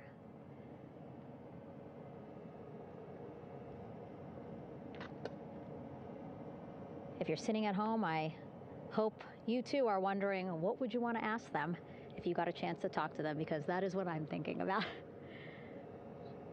Getting the opportunity to talk to or ask questions of these 4 astronauts who just made history as the first crew to return to the moon since 1972.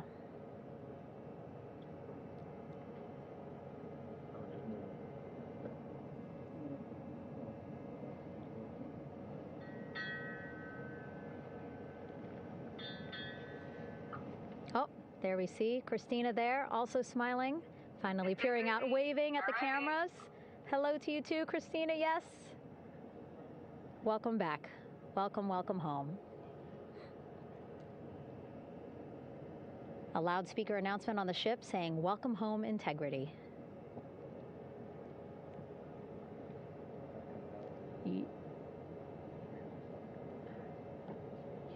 Victor in great spirits.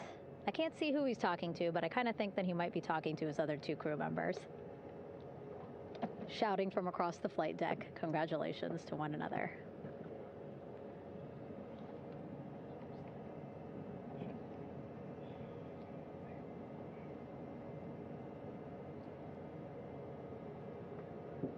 And so now we see some Navy personnel walking up to the helicopter.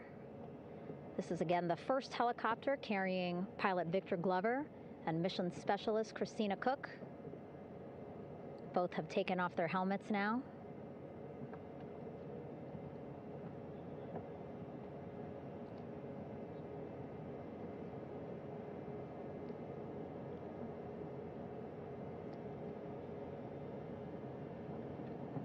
Some pictures, video to catalog this historic moment. A beautiful sunset just behind them here in the Pacific Ocean. Golden hour. These pictures will be beautiful.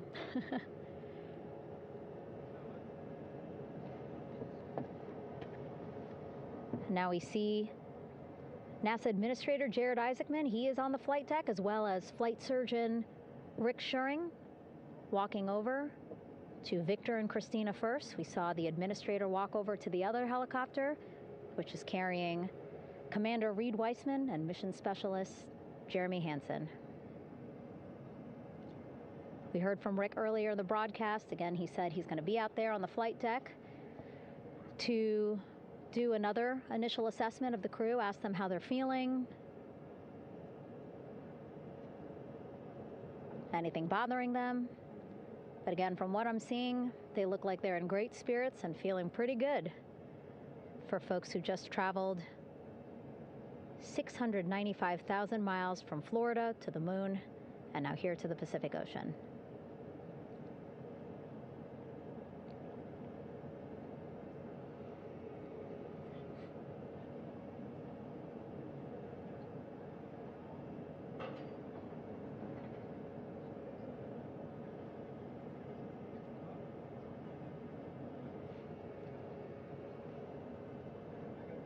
We're now seeing NASA Administrator Jared Isaacman walking across the flight deck. He had been talking to Reed and Jeremy, now approaching Victor and Christina.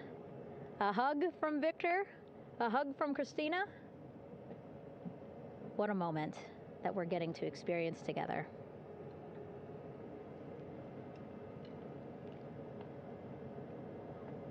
I'm sure congratulatory words. You know, we got to speak to the administrator live on this broadcast as well, and he said the kid in him right now, giddy, absolutely giddy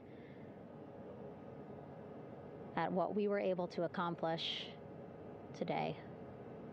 Returning them home safely and in good spirits after a 10-day mission around the moon.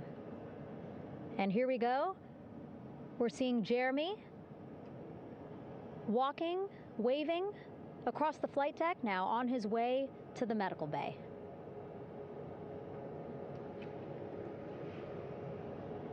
It's a short walk, less than a minute. Again, that's why the recovery team decided to use helicopters to get them on the flight deck for that short walk to medical bay. And now on the flight deck, we see the chief of the astronaut office, Scott Tingle. Rick Schuring switching places. He's going over to the other helicopter. Big hugs from Victor, Christina to Scott. Again, a gorgeous sunset setting the stage for this recovery tonight.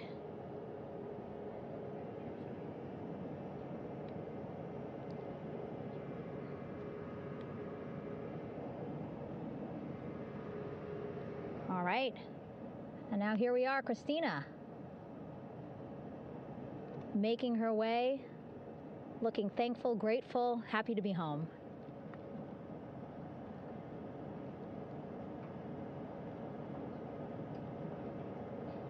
You can see she's looking up. Again, lots of people, just a few levels up off the flight deck, welcoming her home.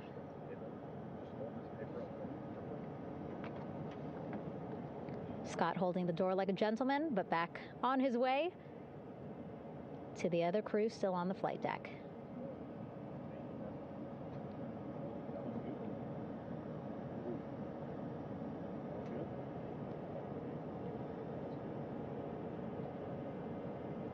So still on the flight deck, Victor Glover and Reed Weissman.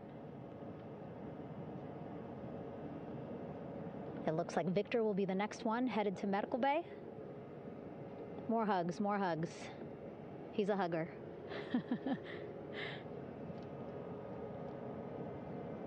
Victor looking good as he walks across the flight deck. NASA Administrator applauding. Victor applauding for all the folks on the ship with him who played a role in their safe return today.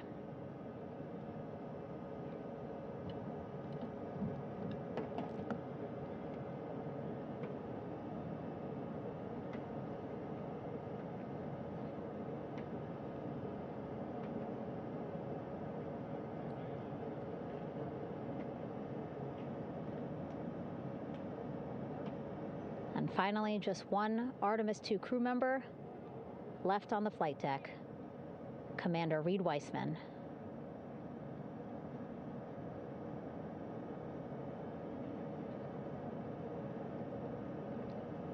Applause from the group there on the flight deck, I'm sure, as well as on the level just above them, packed with people. Reed looking good as he takes his steps towards the medical bay.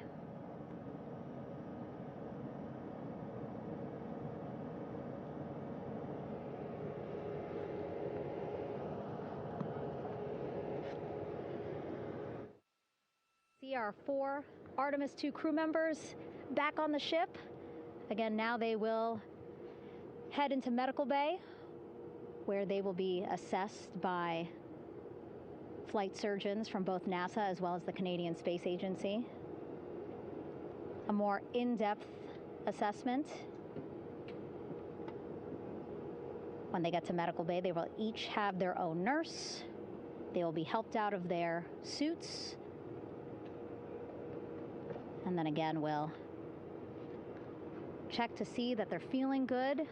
Make sure it's not just adrenaline, but that they are feeling good from their long journey back from the moon. Beautiful shot of that sunset, illuminating our flight deck.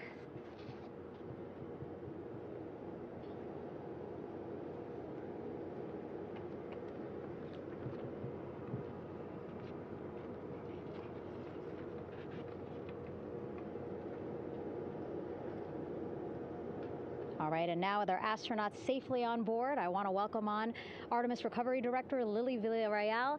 Lily, I don't know how you must be feeling right now. Ecstatic, relieved? So ecstatic, relieved. Of course, we still have to bring the capsule into the well deck of the ship, but this is a major milestone to have the crew here on the ship and in medbay. You know, our team has been preparing and working really hard, and I'm just so proud of them all. Everything went very well, just as planned. Our teammates in Houston, the flight control team was just amazing. We were able to have great conversations and communications about everything. And I don't know what else to say. I'm just so ecstatic. It's such a wonderful feeling to get to this point. Again, we still have to get the capsule, but this is huge for all of us in landing recovery, and I couldn't do this without my team, and of course the full support of the U.S. military. There's going to be lots of, high fives when we get the capsule back in, and I'm so happy that the crew's doing well, Orion's doing well, and thank you for everybody watching. Yeah, it was great to watch the crew come back to the ship with you. How were you feeling when you were seeing them looking so happy to be home and feeling really good? The funny thing is that we had video of them from inside the Orion vehicle. They were like that from the beginning. When we opened the hatch, they were already out of their seats, having a good time, waiting for us to open the hatch. And they opened the hatch, and of course we did the first medical assessment. Everybody was doing very well, and they were just having such a great time with the medical team that was inside the capsule. I think they were all taking selfies with the phones that they have, probably talking about what they saw, and it was just smiles all around. They were having such a great time. And then we put them on the front porch when we were ready to put them on the front porch. And again, you could see they were just so ecstatic to be home and talking to everybody. So we were very happy to see all of that in the control room of the LFOC. How remarkable is that? Again, if we think about their journey, the 695,000-mile journey around the moon and back, coming back at 30 times faster than the speed of sound. I mean, how remarkable is that they are in such good spirits? I mean, this is an amazing crew. I think you guys have seen it for the past 10 days. They're wonderful people, and we're so happy that they brought us along on that ride. And I can't wait to see all the additional videos and pictures that they have that, we'll get a hold of now that they're back on the ground. And I can't wait to hear how, a little more than what we saw on the press briefings from the crew about what they saw. It's just fantastic. Some of my favorite people around this 10 days was the science team and how excited they were. And so this is exactly how we feel in the landing recovery team when the science team went, oh my goodness, when they heard all the discussions about the moon. This is exactly how we feel now in the landing recovery team. We're so ecstatic. Yeah. Again, we have to recover the capsule. I want to make sure we don't forget about our Orion. Lily's all about business. She's thinking about what's next. But yeah, speaking of these 10 days, I mean, we have been along for the journey with them, live with them 24/7 for 10 days, and just really seeing the engagement that we've gotten from around the world. What do you hope people take away from this mission? I think that's fantastic. So, my story was that I went to the Kennedy Space Center. I was born in Colombia. I was 10 years old when we moved to the United States, but when I was 7, my family took me to the visitor center, and that's when I learned about Apollo. And we went to the moon, and I learned about astronauts, and that story was what really fueled me to want to do STEM and want to be an astronaut. And I think that this Artemis program is going to do exactly what what girls, my age back then is 7, young people right now, girls and even like young men, obviously. But we want to empower people to know that you can do this, right? If you want to come and work for NASA, if I did it, they can do it. And Artemis program is just going to inspire everybody. And I'm so happy about that. Yeah. Like Apollo inspired me. Thank you so much, Lily. Really appreciate you being here. As you said, still a lot of work to do. 5 to 6 more hours to recover Orion that's still out in the water. So I'll let you get back to it. But you had beautiful words to say again. We hope that this inspires people. We hope that you come and join us at NASA and accomplish great things with us in the future. Yeah. Back to you, Rob. Thank you, Megan, and safe sailing out there in the Pacific. Here in Mission Control, it is now all quiet. The team of flight controllers and all their support personnel have left the room to enjoy the aftermath of a textbook touchdown by Integrity at Splashdown in the Pacific, right on target to complete this historic flyby of the moon, the Artemis II mission.